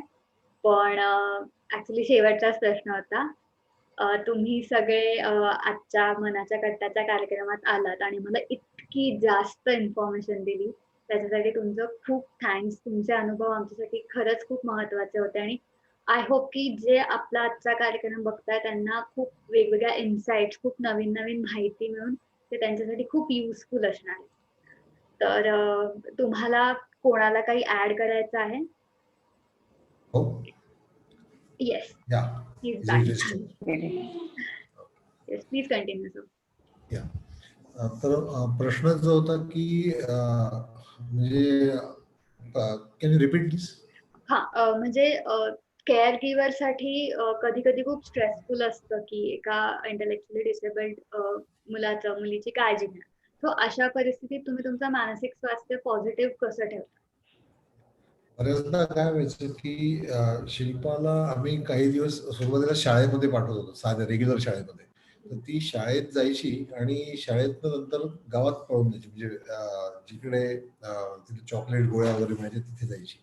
आणि मग तिला शोधून आणणं हा एक जाऊन तिकडे शोधायचं, कुठल्या दुकानात कुठे गेली, हे सगळं आमचे परिचित होते. छोटं गाव होतं म्हणून काही प्रॉब्लेम नव्हता. पण तिकडनं तिला घेऊन येणं आणि त्याच्याने खूप रागा व्हायचा की ही असं का करते. मग मी आईशी बोलायचो की हिला शाळेत पाठवून उपयोग, ही शाळेत राहत नाही, मग हिला तिथे पाठवू नये आपण. मग हिला दुसरं काय करायचं परिव्यवस्था, मग तिला घरी बसून शिकव. मग मी तिला घरी बसून शिकवायला लागायचं नाही. तर अशा प्रकारे म्हणजे आलेल्या अडचणीवरती नवीन पद्धतीने सोल्युशन काय काढता येईल. नंतर नंतर मग तिने ती शाळेत नंतर तिकडे जात नव्हतीच कंटिन्यू, पण कुठल्या कार्यक्रमात घेऊन जाणं किंवा कुठेही बरोबर घेऊन जाणं. तर ती आम्ही तिला घेऊन द्यायला रेडी असायचो सगळ्या ठिकाणी, पण तिचं त्यावेळेला जर मूड नसेल तर ती हायपर व्हायची आणि त्यावेळेला मग तिला जे आवडेल तेच करायला मागायची. मग कधी रस्त्यात फटकल मारून बसणार किंवा अगदी म्हणजे रस्त्यात लोळण घेणार, ऐकणार नाही. त्यावेळेला खूप फ्रस्ट्रेट व्हायचं. पण नंतर नंतर जसं त्या गोष्टी समजायला लागल्या की ही असं का करते, मग हिला असं न करण्यासाठी आपण कसं सांभाळलं पाहिजे, या गोष्टी त्यातनं आम्ही शिकत गेलो. त्याच्यातनं मी तिला सांभाळायचा विचार असा करत गेलो की मग गोड बोलून बरोबर घेऊन जाणं, म्हणजे मोठ्या भावाचा रोल फार लहानपणी सुरू करावा लागला. तर त्या प्रकारे तिला नर्च करत करत मग पुढे आम्ही तिच्या मनाप्रमाणे इच्छा असेल तर घेऊन जाणं, घेऊन नसेल तर घेऊन न जाणं, मग एखाद्या त्याच्यासाठी कार्यक्रम मिस करून घरी थांबणं, असे प्रकार ऍडजस्ट करून लाईनअप करायला लागलो. आणि त्याचं बर्डन कधी वाटलं नाही, कारण शेवटी तिची कम्फर्ट एक बघणं आवश्यक होतं. नंतर तिला जिकडे घेऊन जातो तिकडे डिस्टर्बन्स व्हायला नको ते बघणं आवश्यक होतं. मग या सगळ्या गोष्टीला तोडगा म्हणून काय, तर मग जसं मॅडम म्हटलं की यांना बिझी ठेवणं अत्यंत आवश्यक असतं. मग तिला आम्ही तिला छोटे छोटे लाकडाचे पोळपाट लाटणे वगैरे घेऊन यायचो, भातुकलीचा खेळ घेऊन यायचो. मग तिला ते बिझी करून ठेवायचो, मी पुस्तक वाचायचो आणि ती ते खेळ खेळायची. असं करत करत तिचं आणि माझं मग आमचं लहानपणाचं थोडं मोठेपणाचं सगळं होत गेलं. नंतर मी बाहेर गेल्यानंतर सुट्टीत जायचो त्यावेळेला ती भेटायची, त्यावेळेला पण तिचं असायचं की मी तुझ्या बरोबर येते तिकडे. मग ते समजावणं तिला कठीण व्हायचं. तू तिकडे काय राहतो, मग तू इथे राहा आमच्या बरोबर. पण मग तिला ते कॉलेजला जाऊन मी काय करतो हे तिला समजावून सांगणं मुश्किल व्हायचं. तर अशा सगळ्या वेळेला ते म्हणजे जे एक मन घडत गेलं की मॅच्युरिटी काउंट वाढत गेला, त्याच्यानंतर तिच्या ह्या अँटिसिपेशन माझं वाढत गेलं. आईची समजून जाणं पद्धत वेगळं, बऱ्याचदा आई फ्रस्ट्रेट व्हायची. मग नंतर जेव्हा विचार झाला की हिला आपण कुठेतरी बाहेर हिच्या आवडीच्या ठिकाणी ठेवू शकतो, जिथं जसं मी म्हटलं की ते लोक सेंटरला राहतील अशा ठिकाणी जायचं. मग आम्ही बराच शोध पण घेतला, पण सिक्युरिटी कुठे नव्हती. मग ती सिक्युरिटी आम्हाला फडके मॅडमकडे मिळाली आणि मॅडमनी तिला त्या प्रकारे घडवलं. त्याच्याने आमचं पूर्ण म्हणजे प्रेझेंट आणि फ्युचर खूप सिक्युअर झालंय असं मी सांगेन. आणि त्याच्यासाठी जे जे काही आता करायचं आहे त्याच्यासाठी मानसिकरित्या आम्ही सक्षमही आहोत आणि तयारही आहोत, म्हणजे तो काही प्रश्नच नाही. आणि गायडन्सला आपली सगळी टीम मॅडम स्वतः आहेत, त्याच्यामुळे तो एक मोठा आधार आहे आपला. मी फडके मॅडमला याच्यात ऍड करते की मी त्यांना नेहमी म्हणायचे, मॅडम तुम्ही मुलींसाठी का सुरू केलं, आमच्या मुलांसाठी का नाही केलं, विचारा त्यांना. मी सारखी म्हणायचे की मॅडम तुम्ही इतकं छान, म्हणजे नो डाऊट प्रबोधिनीचं पण आहे, उपकार आहेत किंवा त्यांचं पण चांगलं आहे, पण मॅडमचं जे होतं ना, तर मी बघायचे आणि त्यांच्याशी मी जरी त्या घरकुल होतं तरी अटॅचच होते. तर मला नेहमी असं वाटायचं की असं काश असं कोणीतरी आपल्याला हे मिळालं असतं. आणि आता त्यांनी आज जे इतकं व्यवस्थित सगळं सांगितलं ना, की मला असं वाटलं एखादा मुद्दा राहिला की मी ऍड करीन की लगेच मॅडमचा तो मुद्दा यायचा. म्हणजे अगदी लिगल गार्डियनशिप असो किंवा काय हे. तर आणि आणखी मला एक सांगायचं की शाळेत जेव्हा आम्ही मॅडम प्रबोधिनीत इंटरव्ह्यू वगैरे यायला जायचो मीटिंगला, तर त्यावेळेला काय व्हायचं माहितीये का, त्या काळी की शाळेत आपण मुलं ठेवतोय आणि शाळा आपल्या मुलांना सांभाळते, हे आम्हाला फार उपकार वाटायचे. आणि त्यामुळे तिथे जे काही होतात ते डिक्टेटरशिप आणि आम्ही त्याचं फक्त पालन करणार असं होतं. म्हणजे हा खरं विषय बोलायला नको होता, पण म्हणजे तुम्हाला सांग की हा अनुभव होता. तर आता मी म्हणेन की आता पालक पुष्कळ सजग झालेले आहेत आणि जसं आपण म्हणतो समान की नॉर्मल मुलांसारखेच यांना वागणूक मिळायला पाहिजे. तर माझं म्हणणं असं आहे की त्यावेळेला आपण पालकांनी सुद्धा काही आपल्याला वाटलं तर आपण निदान ते बोललं पाहिजे, जे त्यावेळेला मी बोलू शकलो नाही. तर आता माझं म्हणजे म्हणतात ना की बरं आता अर्ध आयुष्य गेलं, थोडं राहिलं, तर त्या ह्याच्यात मी म्हणेन की आताच्या नवीन पालकांनी हे अगदी हे करायचं की प्रत्येक वेळी आपल्या मुलाच्या म्हणजे काय अडचण असेल, मॅडमशी बोलणं म्हणा, शाळेत काय मीटिंग मध्ये काही जर आपल्याला काही सुचत असेल तर आपण नक्की ते बोललं पाहिजे. बरोबर. म्हणजे सॅटिस्फॅक्शन, पालकांचं सॅटिस्फॅक्शन हे तेवढंच महत्वाचं आधी आहे की आदिती, हा एक एक अंजली बद्दलचा एक अनुभव सांगू का? अगदी अगदी. अ, म्हणजे ह्या पालकांची मनोभूमिका कशी असते. अ, एकदा सगळी मुलं काम करत बसलेली होती आणि त्याचा फोटो काढला होता आणि तो फोटो महाराष्ट्र टाइम्समध्ये छापून आला की ही सर्व दिव्यांग मुलं किती सुंदर काम करता आहेत म्हणून. आणि तेव्हा तो चौकट राजा सिनेमा निघालेला होता. तर असंच हेडिंग देऊन महाराष्ट्र टाइम्समध्ये ती बातमी छापून आली होती. आणि दुसऱ्या दिवशी पेपर आला आणि अंजलीचा मुलगा हा जो समीर आहे तो त्या फोटोमध्ये होता. आणि अंजलीला खूप मित्र मैत्रिणींचे फोन आले की अंजली अभिनंदन, अंजली अभिनंदन. अंजलीला कळेना की का मला फोन येत आहेत. तर तेव्हा लोकांनी सांगितलं की अगं आज तुझ्या समीरचा पेपरमध्ये फोटो आलाय. आणि त्याच्यावर नंतर आम्ही एकदा एसे कॉम्पिटिशन घेतली होती आणि तेव्हा अंजलीनं हा अनुभव त्या एसे मध्ये लिहिला होता की दिलासा देणारा. दिलासा देणारा दिलासा प्रसंग. देणारा अनुभव, की माझी तर दोन्ही मुलं ही अशी हँडिकॅप आणि मला कधी माझ्या मुलाचा पेपरमध्ये फोटो येणार, माझा काही मुलगा कधी 10वीत बोर्डात येणार नाही किंवा काहीच नाही, की मला माझ्या मित्र-मैत्रिणींचे अभिनंदनाचे फोन येतील.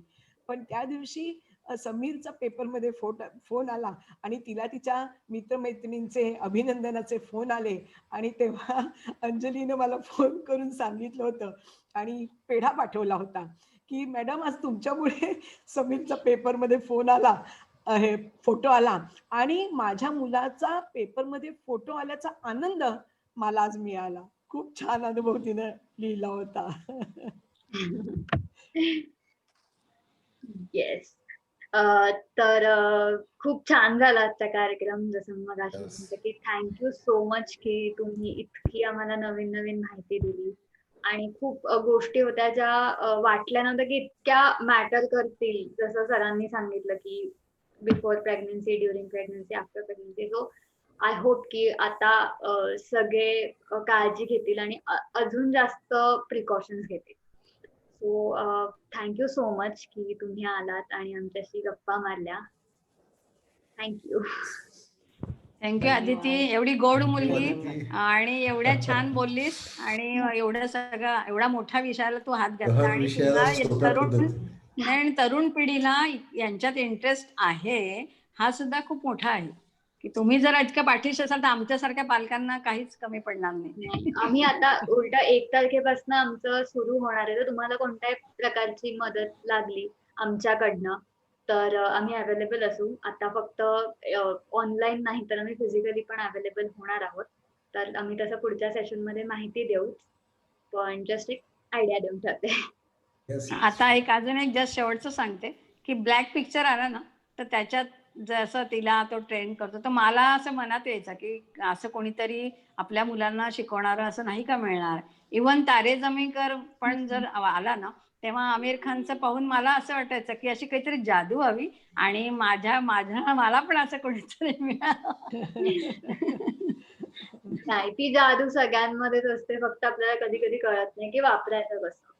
पण आता गाईड करायला आपल्याला खूप जण आहेत. त्या काळी कदाचित नसतील. तेवढे रिसोर्सेसच नसतील. ती खूप खरंय. जुनी गोष्ट आहे. पण आता आपल्याकडे खूप रिसोर्सेस आहेत. तर आपण त्याचा पुरेपूर वापर करून घेऊयात आणि अ, परत एकदा मी सांगेन की टेस्टिंगमुळे आपल्याला खूप ईझी होतं जाणून घ्यायला की समोरचा जो मुलगा आहे, मुलगी आहे त्याचा आयक्यू काय आहे आणि त्याप्रमाणे आपण ते ट्रेनिंग त्यांना देऊ शकू आणि मग जसं मॅम म्हटल्या की पुढे जाऊन त्या लेव्हलचं ट्रेनिंग देणं पण शक्य आहे. पण त्याच्यासाठी आपल्याला लवकर तयारी करायला लागेल आणि ते टेस्टिंग थ्रू पॉसिबल आहे. इथे So, एकच पॉइंट ऍड करतो yes. फक्त मी. सॉरी एकदम एंडला करतोय. नाही, नाही काही नाही. एंडचाच पॉइंट आहे तो.